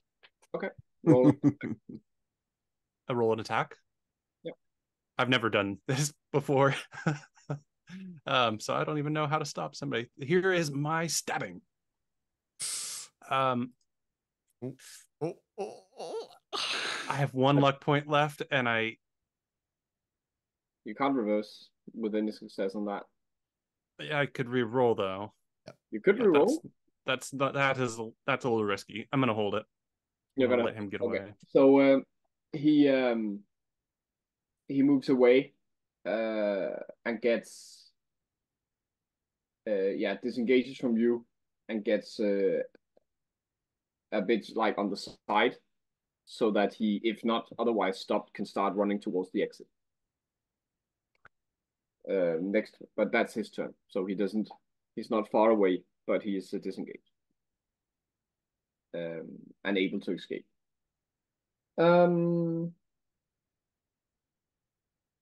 Leopold. There's one. Yes. Sorry. There's one. Sorry. There's one in front of Rutger as well. Yeah. Yeah. So your situation is, he started moving towards Grimmel, so you're sort of halfway in between. So you can either go help Rutger, who is struggling against one guy, or has my guy turned around now? No. No. All right, that's fine. Yep. So Leopold, you're smack in the middle of everything right now. You can either move to your right and help Rutger, or move forward and help Heinrich against the monstrosity, or left and help Annalyn against the Grimmel, who seems to be escaping. I want to help Heinrich, but I don't want Grimmel to get away.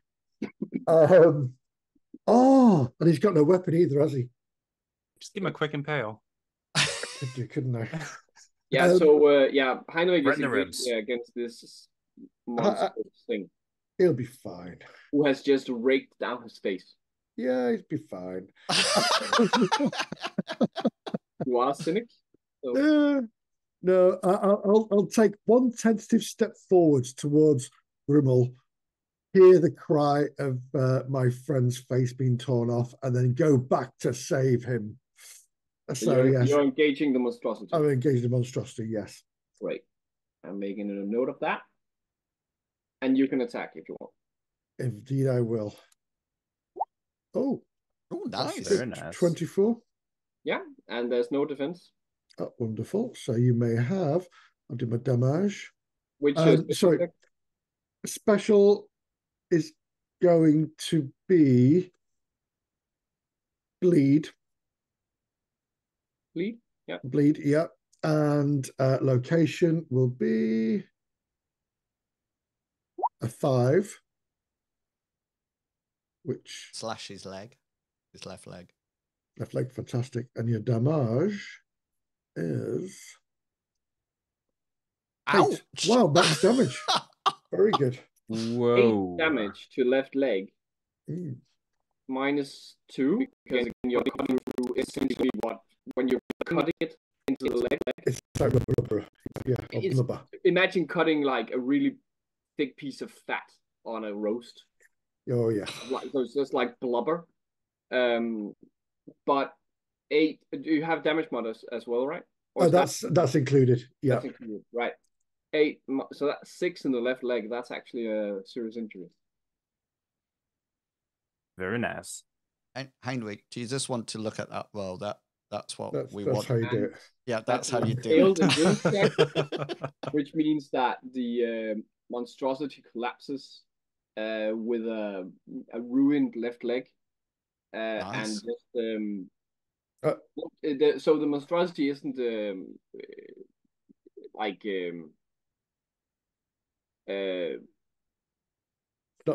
incapacitated because of the serious wound. Yeah. But they're not a threat. unconscious. Yes. So yeah. it's essentially writhing on the floor in pain, and weird mutations keep popping up and falling off and things like that. So it's disabled for now, at least, but still very much alive. I'm gonna, having done this, I'm gonna look at Heinrich and say, "Finish the bloody thing." Tap, tap, tap. Hopefully. Oh yeah, and bleeding profusely. And the blood that comes out of the left leg is like rainbow colored. Oh, Skittles. It looks like little Skittles pouring out. And it smells like ants for some reason. Oh God. So like sour forest ants. It's surrounded by blubber, has oil for skin. Like, come on, this thing has a terrible diet. Whose turn is it? Yeah, that's Leopold. Enelin, you have you have Grimmel, who disengaged from you and moved to the side. So you I'd say you can either start, like, it's clear Grimmel wants to escape. So you can like try to attack him, or you could try to like go help the others. What's to have on the other plans?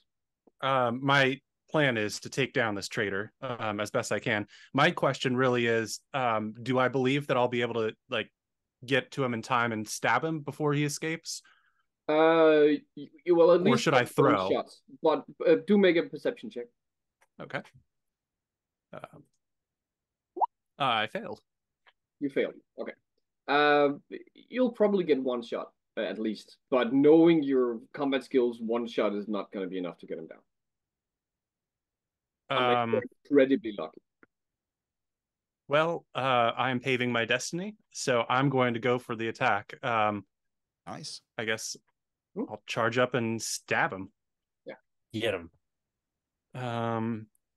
And I believe I still have my last point of luck left, so preemptively, I'm going to have to roll. Like 35 out of 42. Yeah, so that's a successful attack. you've only been engaged with each other, so he must also have. He's disarmed though, so yeah, he doesn't have anything to parry with, and he's running away from you. So you just get the attack. Yeah. Um, Um. the special that I want to use, I'm not sure if I can use it here or if you'll allow it. And I don't know if we've really ever used it before in all of our time. I don't know. I think maybe you've used it once on us, Wills, but Scar Opponent. Can I try and leave a mark on this I guy? think that's critical, right? Dare you bring that up? Yes. I used it on Medivac's face character in M Space. That's right. Okay, so we have used that. Would I be able to use that here with my knife or try to? Isn't that critical only? Otherwise. Oh, yep, you're right. I Critical need only. to check. I need to check. I'm pretty sure it is critical only, which is why we rarely use it. Yeah, it's I think it's so. One sec. I need to check the table. Otherwise, impale would be a. That was my second thought, was stab it's- as hard as I can. No, it's a bloody weapons come. Yeah. No, it's not crit only. It's just a standard. Yeah, Standard it's attack, it's standard. So if you want to scar, you can scar.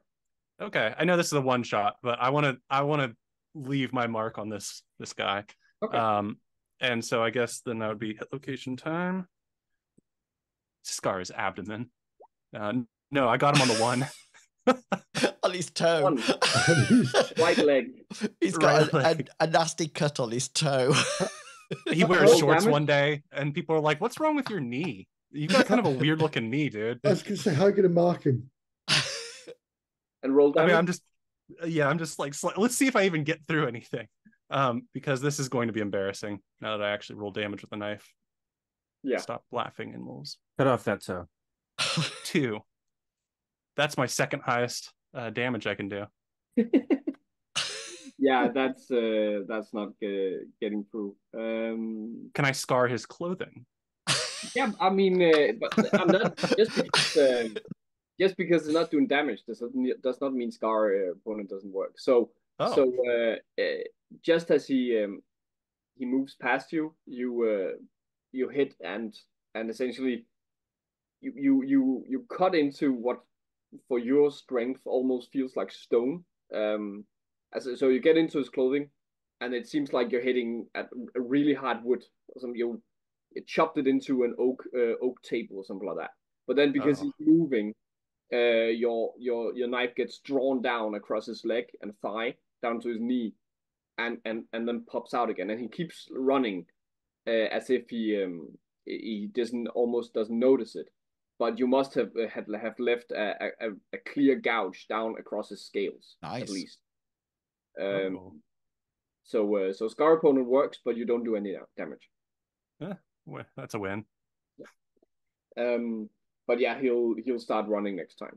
So is he engaged with me? No, he wouldn't be engaged necessarily here, would he? No. I mean, we need to tag a movement a bit like it happens in between the actions, right? So this is what you're doing essentially as he disengages from you. Oh yeah, he's running. I'm running after him. Okay. Okay.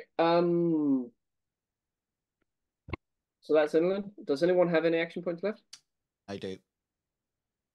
Vodka, yeah. Roll. Do I see Grimmel running off? Make a perception check. You're very occupied, so. I think I have a Come on, baby. An action point. I think you have to as well. Yeah. Yeah. I've made my. Great. Okay, so Heinrich, we're taking you first, but Rodger, you do notice Grimmel running like this. Okay. Heinrich, your action. I'm just gonna try to finish this monstrosity off with another attack. Before you go, the monstrosity is also on top of. I just roll for it? It's also on top of the burning oil. Haha. Oh. Well then, not completely into it, but it's writhing around on the floor, so it's also getting into the oil and getting oil on it and things like that. So it's not like a flame, but it's sizzling. It is definitely in the vicinity of thinking something that hurts, which is also helping with it staying down because it's it's starting to blubber and smell weird. Gross. Well, I'll just let that happen then. The Will you attack it, or will you add oil? You know what? Screw it. Yeah, I'm gonna get my oil flask and throw it down on it. Okay. So A bit of yeah, I'm not going to paprika? roll attack for that. So you're just smashing a bottle of lamp oil Yeah. down directly on top of this thing that's also already half ablaze. Okay. Yeah. That puts it really much ablaze. Got it. So now, yeah, the monstrosity is disabled and on fire in front of you, and smells like bacon. Yummy. But there's still this I'm hungry now. forest ant from blood, but it's really confusing. Very gross. Very gross. And the besides our previous employer, the other guy that was attacking Rutger, he's still standing. He's still standing. Yeah, but now let's go after him. Yeah. But now it's Rutger's turn. Okay. Okay, so I see Gremel heading towards the door, yeah? You made yours, yes. Yeah. Okay, so I'm going to cast ventriloquism from the doorway, and I'm going to say, "City guards, Gremel, stay where you are," or something similar to that. So I want it to make it sound as if it's coming from the door, but I want to use his name as well. So it's not just going to be stop. I really want to use his name so he thinks that the city guards are out there. That's my plan. Okay, yeah. Okay. Roll it? Yeah, come on. Come on. Yeah. You make it. Okay. You're a wizard? Now, You're a wizard, Harry. I do have I was going to do. I do have a good passion for this as well, because I do have a passion of I have deceit. I have deceit as a skill, which is 71%. Yeah, and I'm for this one. You make the skill check for casting it, but I would also require. This is a major NPC, so I will also require deceit check. But you had a passion that you can boost it with, right? Well, I have fudged the truth. Yeah, so boost your deceit with that. So that would be, it's 55%. So that would be what, 12? 11. Plus 12, yeah.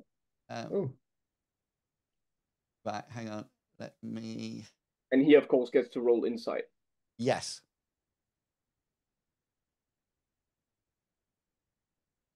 Right. I'm just going to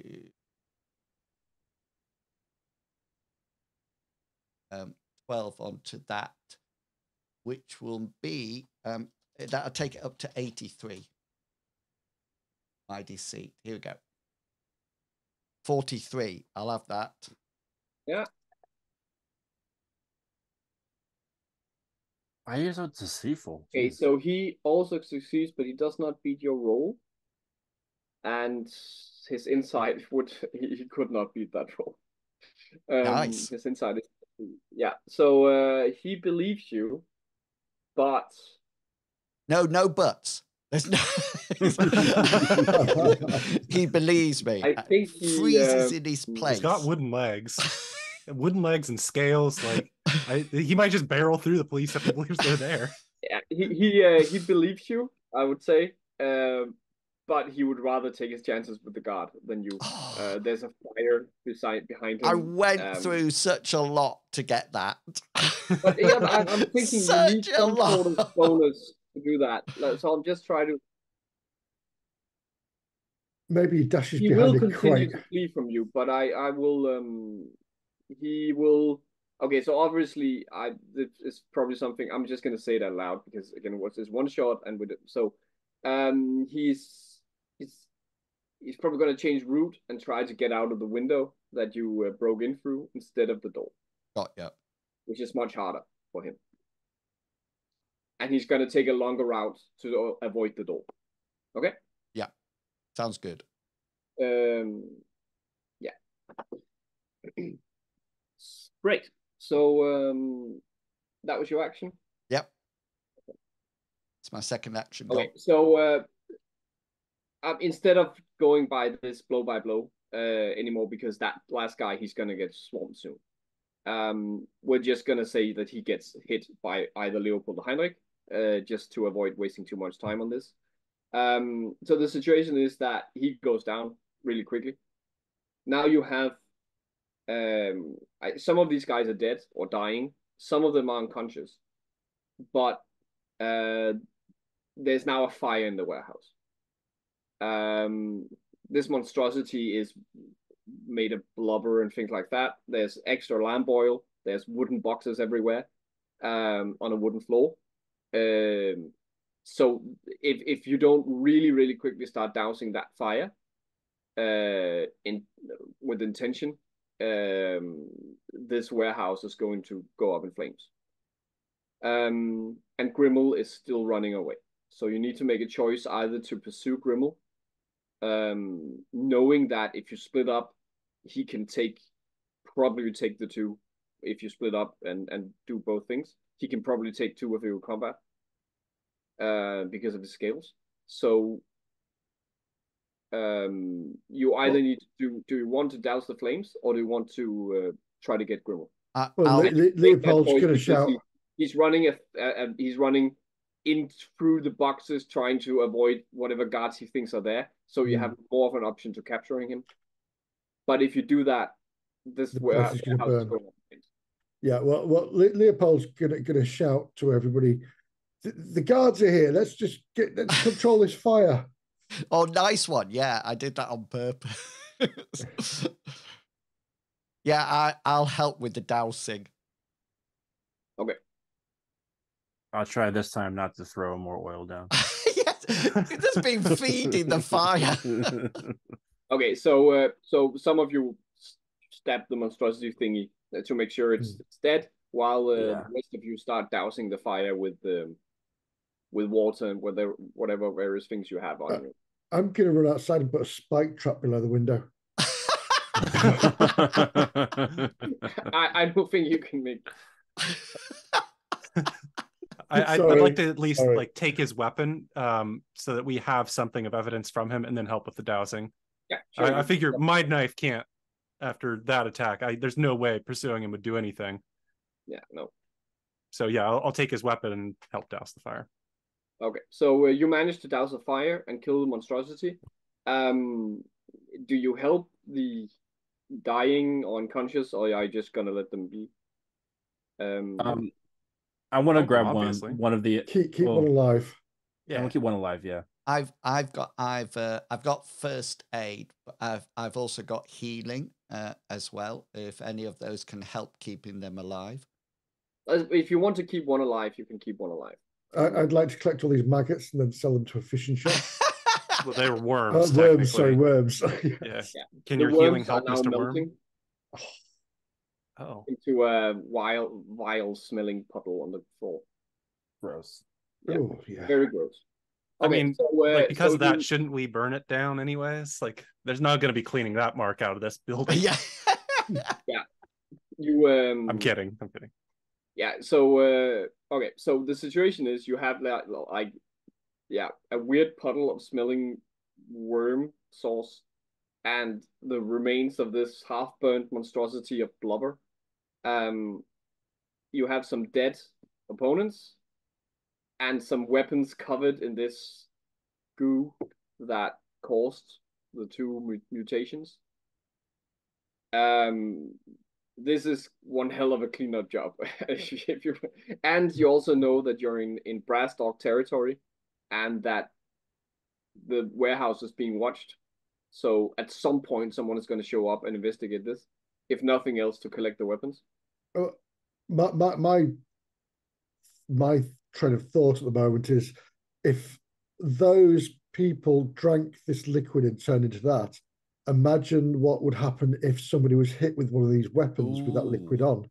Yeah. Yeah, or use them, or... Yeah, if they touch that liquid, are they going to turn? Are we going to have a city full of monstrosities? If the Mad Dogs... It is Mad Dogs, isn't it? So? Brass Dogs. Brass Dogs, sorry, Brass Dogs. That's a TV show, isn't it?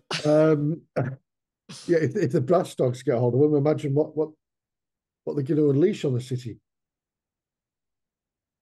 Mm-hmm. Do we Their call enemy. in? Do we, after we douse the fire, do we then call in the guards to say that we found these? Then could we get away with that? I don't think that will work. We'd need to fudge the truth pretty hard. Yeah. Yeah, it's like, why are you here in the first place? You're trespassing. Regardless, all of you take a perception check. We heard worms. That's why we're in the building. Heard worms from the street. Worms.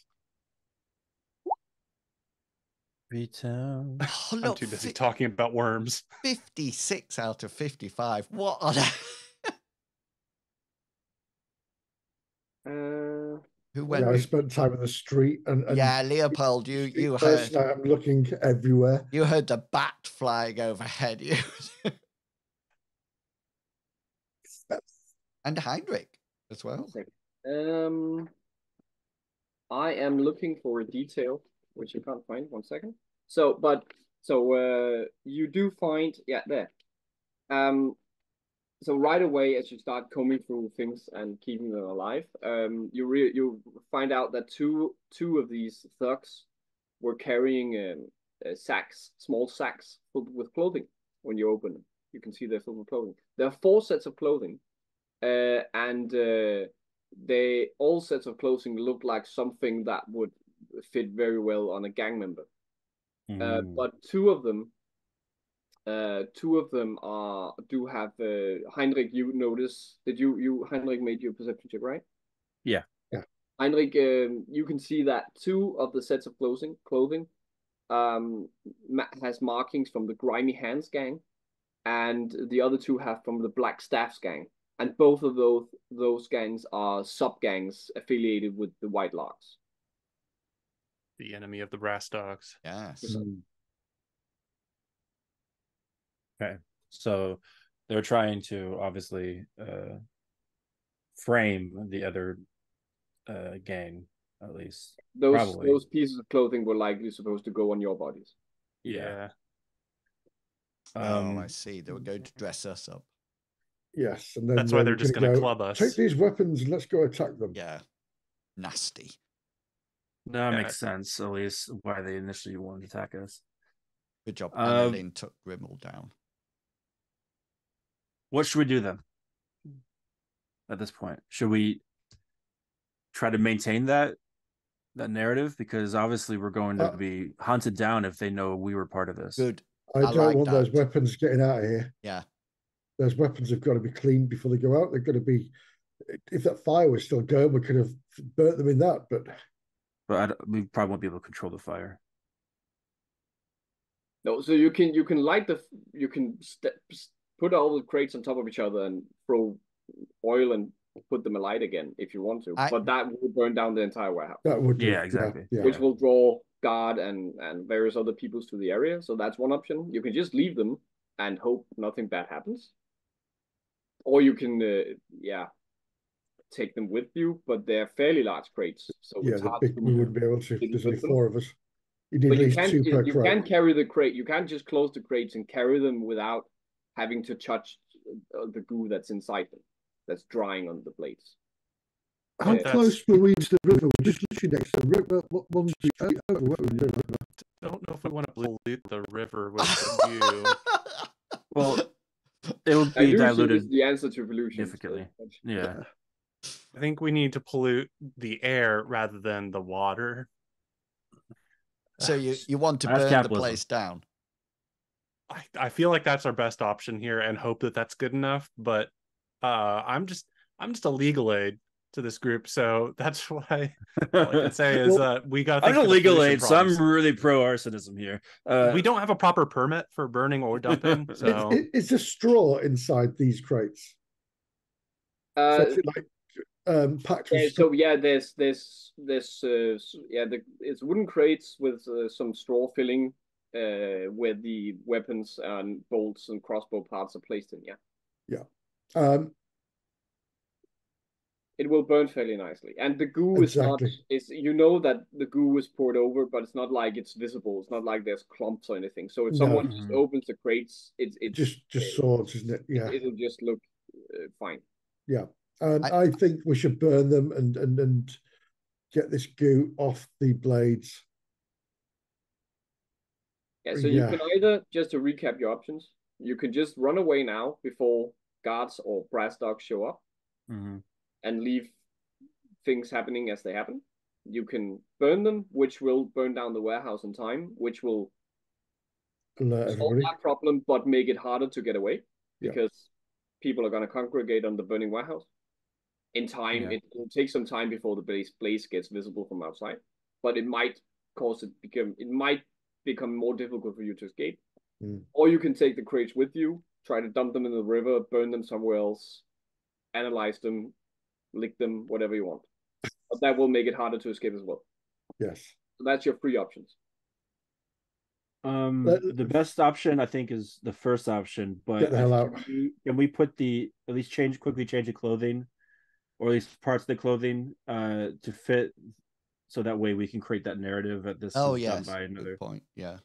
Yeah, I think we should at least do that, so that way it takes the sense off of us. So you want to don the clothing that was? No, we want to make the people that are knocked out don the clothing. No, I don't think we should. You don't think we should? Because that was their plan, to create some kind of gang war. Now, if we just continue with that, if we take the clothing away and then just leave the people here anyway, they're going to go, who are these people? Whereas if you do what they were going to do to us, you are continuing their plan. And this will put the heat on Grimmel potentially. If they get them alive, they'll say, who are you working for? And if they're just shantytown folk, they might just be like, he done it.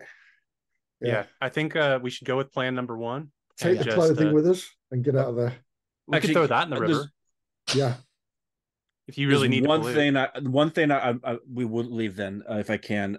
Do I have like any letter or something asking for me to help in doing this from Grimmel? No, it's a word of mouth, wasn't it? Verbal agreement. I guess I'll okay, bro. Okay. I just think, yeah, just cross my name out. Just like, whoopsie. Evidence. Literate anyways. I'm grabbing my lantern that was on a crate, and just getting out of there with the clothing that they were going to swap with us. But we're going to need a group decision on what you need to do now to have any chance of managing the escape. Let's just leave. We're just getting out. We're just taking the clothing and just leaving. Yeah. Taking the clothing and leaving. Yeah. Must clean up this mess. Yeah, that's their mess. We don't own this warehouse. We're not burning it down either. Okay. Yeah. So you all leave the warehouse. You take the sacks with clothing along with you. Yeah. Okay. Great. Then we move to the escape. So yeah, you need to get away. You know that this is Brass Dog territory, and you know there are guard patrols, and you know that the warehouse is being watched. So it's very likely someone knows that something has been going on. Just so that, especially also for the benefit of the viewers, the escape is going to be a task. So you are going to take various actions, which is going to lead to a roll, and the accumulated result of that roll will decide how long it takes you to escape, or if any of you gets decided. And depending on the rolls, there will be events happening along the escape. So you were really quick finding the warehouse. You only spent 2 hours. So the area is not teeming with brass dogs. If you have spent a long time finding it, this area would already be almost locked down by brass dogs. And there's no visible fire, which also means that you don't have guard patrols running towards to put out the fire before it spreads to the other warehouses. So first of all, you need to decide if you're running as one group or you're splitting up, and you also need to decide who is taking the lead. And I would recommend it being someone with a good streetwise skill. Can I? Can I also cast incognito on myself? You can, yeah. Before we set off. I can't give it to anyone else, folks. Sorry. It's all right, you'll fail anyway, don't worry. Yeah, I did. I failed. You swine. Feedback. You think you're protected again by incognito, but you're not. Yeah. That's all. More or less. I'm pretty good at Streetwise. I don't I think have my comrades might Streetwise. know that. I as well, but I'm know. a 48. I'm all right. I'm new to the streets. I'm a 66, so whatever. It's whatever. Okay. So I guess we have the option. Rutger and I could go off and split the group. I could lead with my Streetwise. You could lead with Leopold, and so that might make it easier. What's your Streetwise? It's not 66, but it's a 48. I might want to go with Heinrich. I think there's potential. The only reason You're we good. split the group is to have you're smaller incognito groups. right now. Oh yes, I'm incognito. I don't care. Yeah, I'll go. I'll go with Enelin. It just might be more suspicious the bigger our group is. Yeah, I'll go with you. I'm guessing. Yeah. Could I augment my Streetwise with my lore underworld? Oh, nice. Because yes, I will allow that. Yeah. Okay. Cool. Cool. So, are you splitting up? Yes. Yeah. I believe so. We're going to meet back at our inn. Mm-hmm. Yeah. Heinrich is with who? Leopold. Heinrich and Leopold, and then Rutger and Enelin. Yeah. Okay. Actually, that was the same as our pre like when we were searching for information. That was our split up then. Yeah. Okay. So it's our click. Okay. So you both need to make streetwise checks. One augmented because you spent less than 3 hours on finding the warehouse originally. The first streetwise check for both of you are easy. You can augment your streetwise Heinrich with 8. 8, okay. No, the person I won't allow augmentation from the other person. Oh, sorry. Sorry. Just because this is very hurried. You don't have time to like stop and discuss or anything. This is follow that person. Yeah. Nice. Oh, well, you said easy. Yeah, he did. Oh yes. Yeah. Hey, gang members, can I get some instructions on where to get to 405? No. So all succeeds. Yeah. Right. So successful.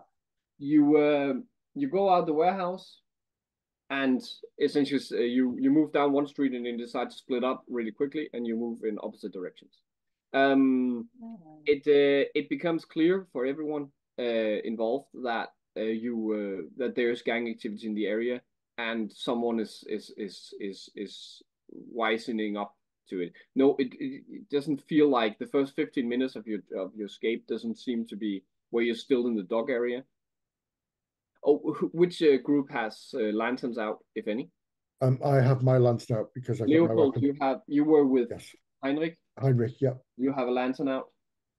Indeed. I don't have a lantern. No, but we're the dark group. We're the dark group. Yeah. Great. So you're dark group and light group. Great. Yep. Yeah. Okay. But it's clear that someone is starting to follow you at the end of the first 15 minutes. So roll again, both groups. Ooh. Oh. If I had a point of luck, I'd be like, make that a 1, please. So Enelin succeeds, and so does Heinrich. Okay, you're making good.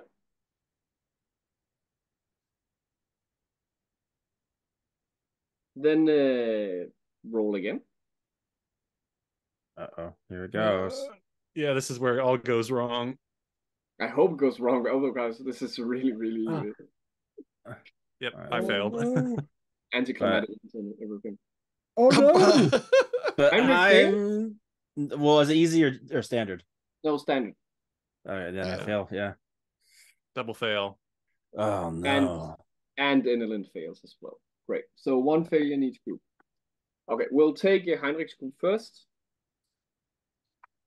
So you've moved down a narrow alley between two warehouses, and when you're about so you're doing that to cross from one street to another. You're moving down this narrow alley. and when you're both 4 meters away from the end of that, someone ducks out from the other end of the alley, the one you came from, and fires a crossbow at you. Whoa. So at 4+, it's going to be Heinrich. That is Heinrich that's being targeted, and there's a crossbow bolt flying towards you. So you're moving and you're hearing something. There they are, and you're just turning your head and you see a shooter leaning out and firing. So you can either just accept that, or you can try to dive down with evade, but then you'll be prone. I'm gonna have to dive down, I think. So you're evading? Yeah, evading, yeah. Yeah. Roll evade. Come on, let's do this. Oops. Press it. Oh, nice. Ooh. Very nice. That's almost a crit, but you're still prone. Exactly. Okay, so the crossbow bolt comes flying way above you. Nice. And like hits a wall on the other end of the next street you're trying to cross to. Leopold, you see it flying beside you.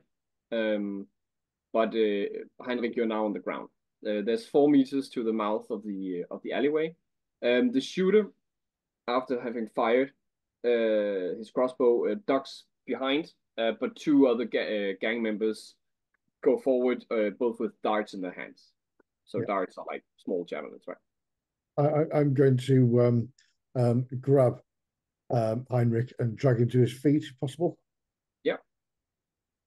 So you're helping him to his feet. I'm helping to his feet, and we're going to push on as fast as we can. Okay, that means that the time it takes you to like help him up, and both of you move around the corner and escape further, 2 darts are going to be thrown towards you. Darts, okay. Yeah, I'll just find the statistics.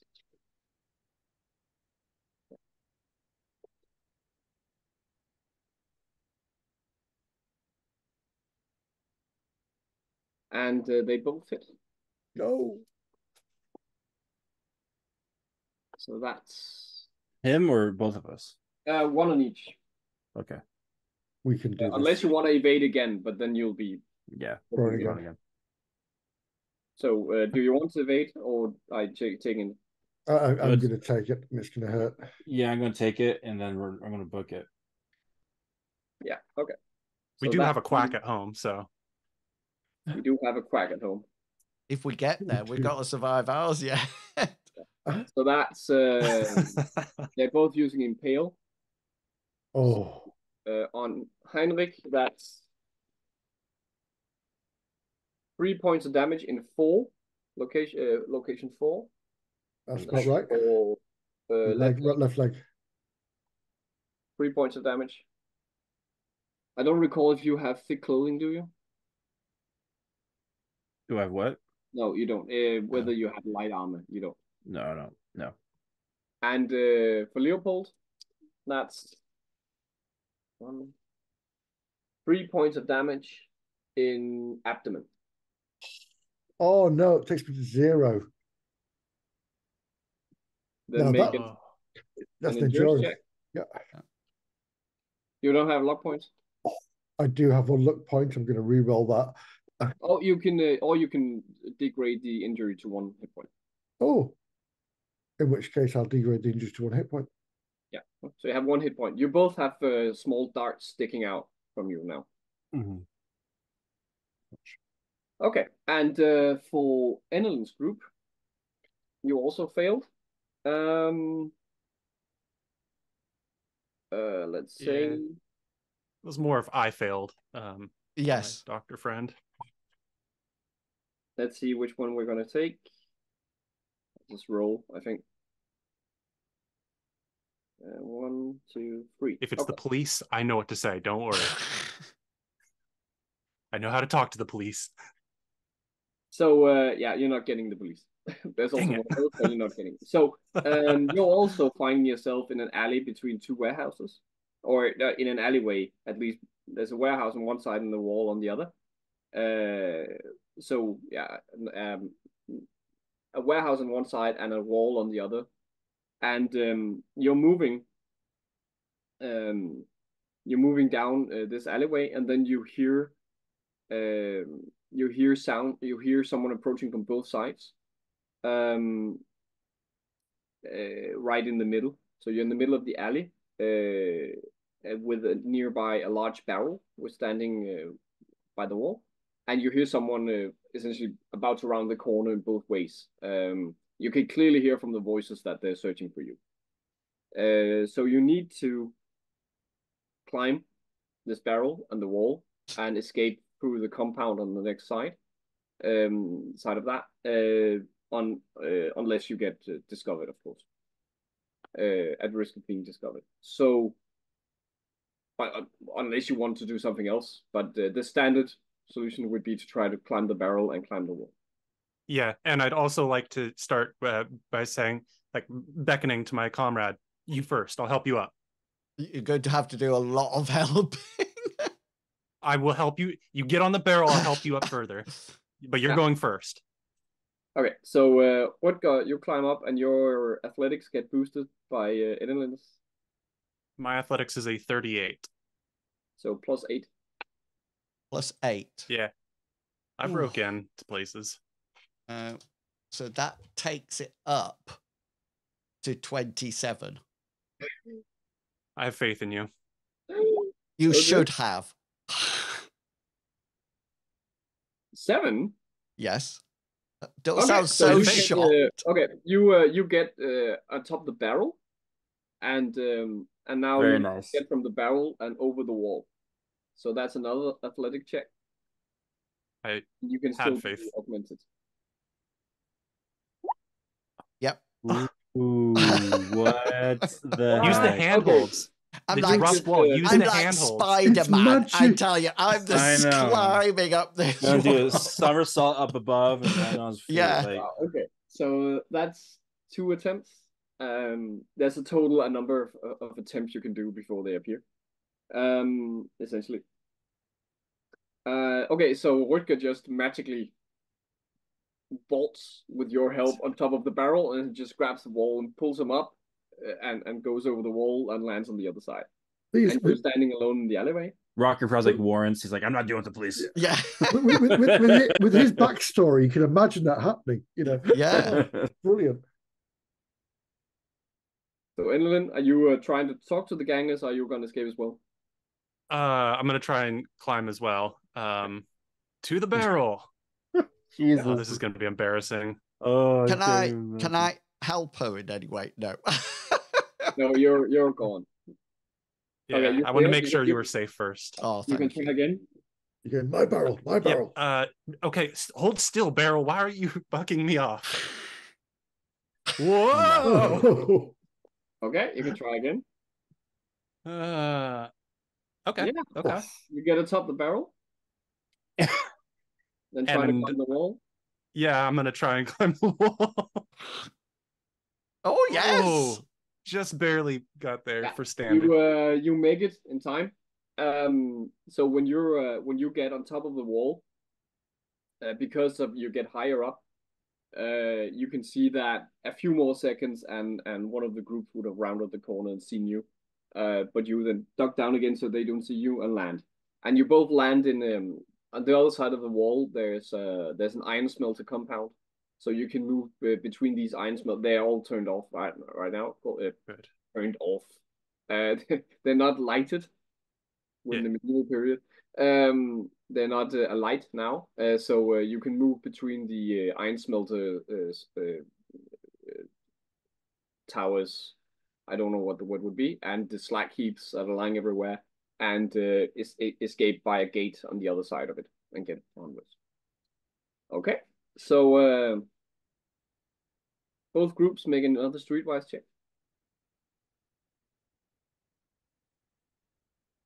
Oh, yeah. I too.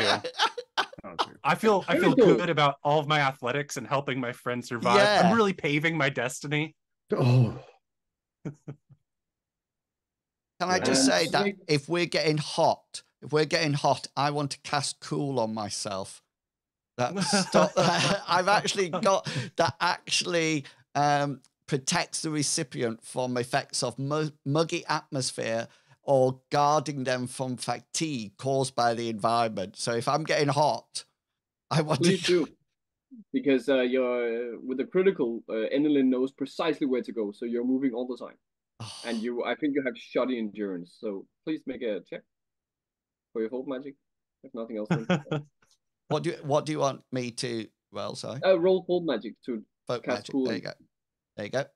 Ooh. Yeah. Okay, so you start getting. I'm sort of like doing a Fonz now. I'm cool. You cast I cooling look back, yourself you have sunglasses. Yeah. Okay, Heinrich, make one more streetwise check. Another one? Another one, yes? Okay.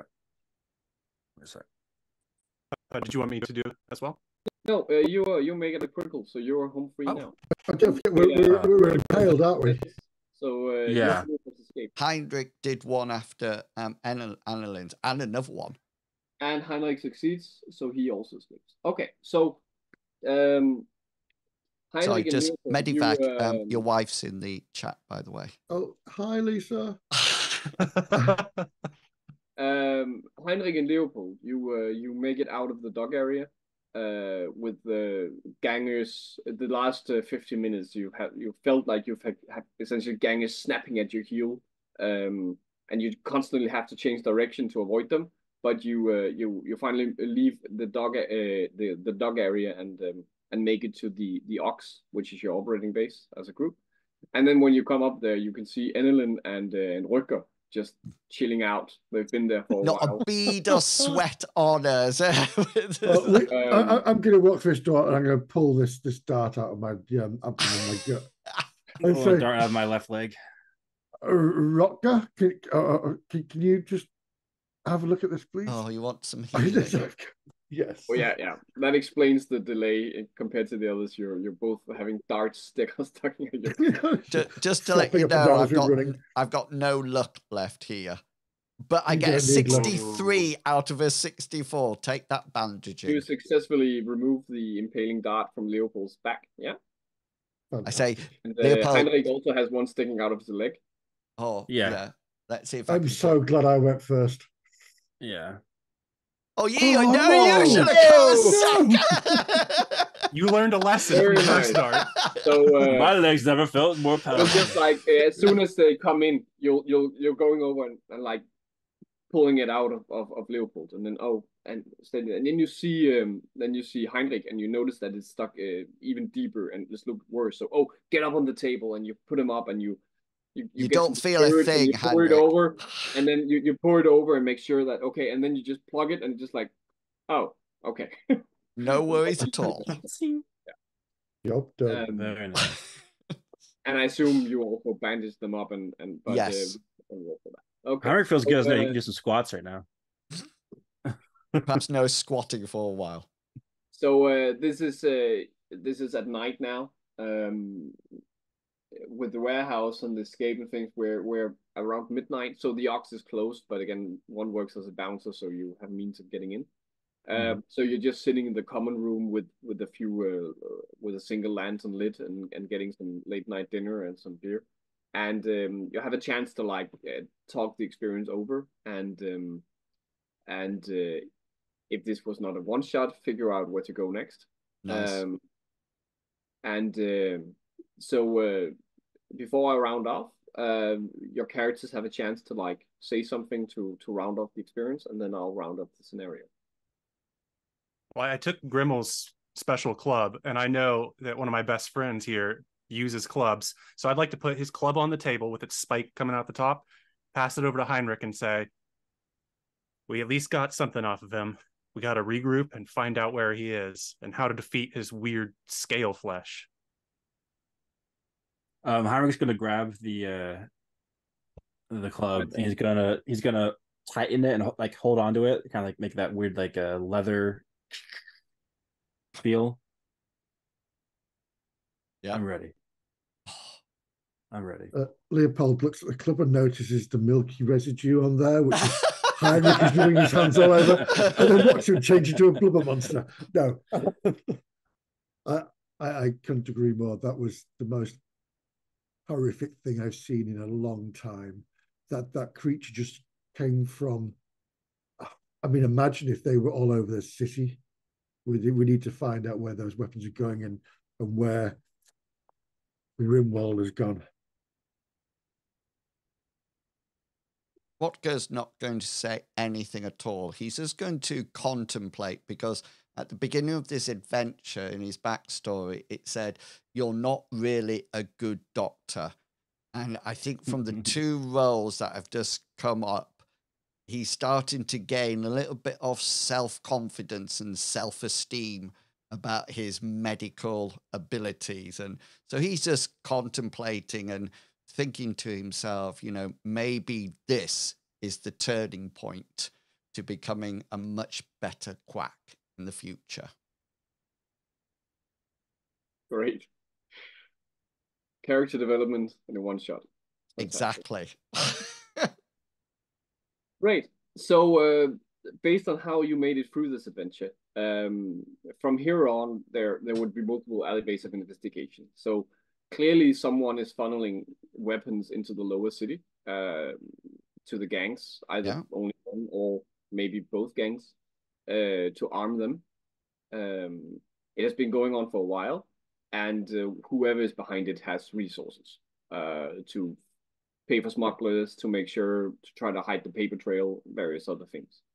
So that would be one possible arc this campaign could follow, trying to figure out what's going on there.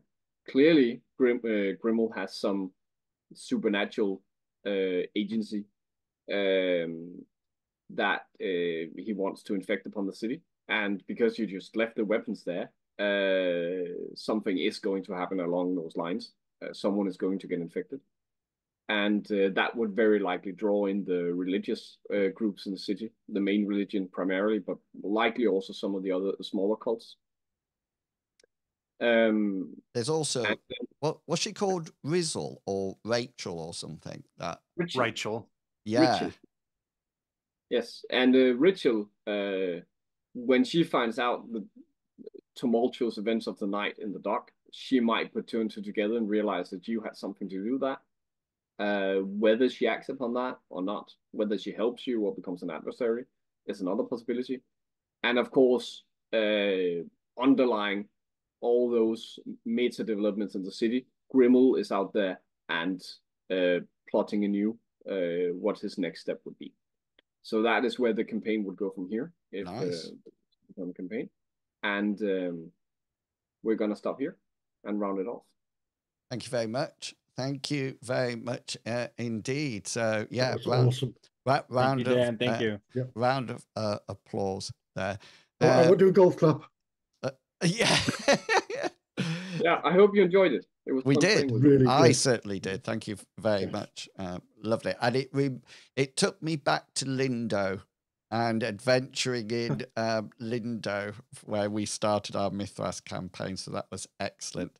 Okay, before we wrap up, Dan, I would like to say thank you very much. That was absolutely fantastic. Is there anything that you would like to say about Book of Schemes? Where can people get it from? When will it be published, etc., etc.? Go for it. I don't know when it will be published, but we are hopefully at this point talking about a few weeks at the most. Nice. It is gone through all steps. The only thing that's required now is essentially timing of the release, and then there may be a few page references here and there that still needs to be fixed. But otherwise, the book is done, and it will be reviewed as soon as the design mechanism pulls the trigger on it. Fantastic. So expect a few weeks, probably. Nice. And this is from early December 2023. And it can be bought at the Design Mechanism store. It's written by me. There's artwork from a lot of different people, and the characters that you saw in this was also characters used in the original test play that I had some years ago. Actually, the characters, I didn't write them. These are the characters that my characters brought along. Nice. And so they've been revived for this test play here and the public viewing. Fantastic. And I hope people will take a look at Book of Schemes. It's I've spent a lot of years writing it. It's details this roughly mid-15th century book, city, roughly the size of Florence at its height in the early Renaissance, and with this Germanic feel to it, Hanseatic feel. So it does have some early Warhammer world vibes, like first edition things, definitely right. And it's very, very political focused on the various layers. So there's politics in the lower city among the gangs, there's politics among the guilds, and there's politics among the noble houses, and of course they interplay. And of course there's the cults with their scheming. Yeah. It details a lot of cults, it details a lot of organizations and a lot of NPCs. Even if you don't play Mythras, it will still bring you a lot of gaming experience if you want, because most of the book is NPC descriptions, location descriptions, motivations, and ideas and sample schemes. Nice. Sounds brilliant. It really does. Just to let you know, Dan, I've put your link to your Instagram and YouTube that you're working on, but they're in the chat as well. It's certainly going to be on. My YouTube is very, very sparse at the moment, but my Instagram has a bit more. Brilliant. Yeah. So definitely, Book of Schemes, definitely one for everybody's Christmas list once it comes out. And if it doesn't come out before Christmas, then save some pennies for afterwards. Medivac, would you like to say where people can find you? Yeah, you can find me on my YouTube or my Twitch, but sadly this week there are no games because of work commitments. I know, no Warhammer. We're getting to a really good place in the Enemy Within campaign, or Enemy in the Shadows, whichever one it is. Yeah, very, very good. But and no Cyberpunk either because internet issues with our GM. Brilliant. Sadly. But they can catch up on the VODs, can't they? And on they can indeed. There's a whole playlist on YouTube. So fantastic. Lots of playlists. Go for it. Brilliant. And Mr. Pickles, tell everybody about your wonderful podcast. We finally released a real episode again. Yeah. It's called And I Took That Personally. I've been doing a lot of filler content on Spotify and Apple Podcasts. If you're looking at it and you're like, oh, what's this? I've been doing like just putting old content out that I haven't released before while trying to build time. So if you want to hear myself and Brad talk about bromance movies from the 2000s and toxic masculinity, that's the new episode. Which film are you doing? I Love You, Man, 2009. Oh, that's so British. Awesome. Yeah. We hated it. We took it personally. Yeah. And it's a great Spotify. It's a great film. I've put the link. Sorry, I put the link to Mr. Pickles' podcast in the chat. Sorry, go for it, Mehdi. I was watching, is it Just Friends, Ryan Reynolds? Yep. I was watching that last night. Anna That's Faris, so good. Yeah, that's so good. Top notch. Brilliant. And Captain Kangaroo, here we go. No, nothing much. I'm just gonna live stream a Christmas rendition of Home Alone. Holy Night. No, it'll be Home Alone this time. It won't be as compelling probably because I live alone regardless, and I'm in my 30s. But in Wills, I think you said you're going to guest star. You're going to be one of the Wet Bandits. Based on your gloves, you're going to be one of the Wet Bandits. That's it. But yeah, besides that, should be nothing too crazy. We'll live streaming on whatever. I don't know. We'll just figure it out. Just go on YouTube and press refresh a lot, and then if you don't see me, then you probably won't be on there because I forgot to post it. But besides that, nothing too crazy. Fantastic. Thank you very much. If you would like to see me playing some Elder Scrolls Online, then I will be starting off again tomorrow at 10 o'clock. Dungeon Master prep session is tomorrow evening. And of course, we will all be back next Saturday, commitments allowing, when we will carry on our classic fantasy campaign that we're on. The party have just finished dealing with a massive ogre down in the mines, the lower level of the mine, where Ida, Medivac's cleric, nearly lost a leg. But everything was fine in the end, so do come along to that. Thank you for all the support that you've given us. We really do appreciate it. And yeah, check out all the content on the social media and on YouTube. till next week, look after yourselves, everyone. And I will say goodbye to you. And the other people will also say goodbye to you. Say Goodbye goodbye. to you. Yeah. Bye.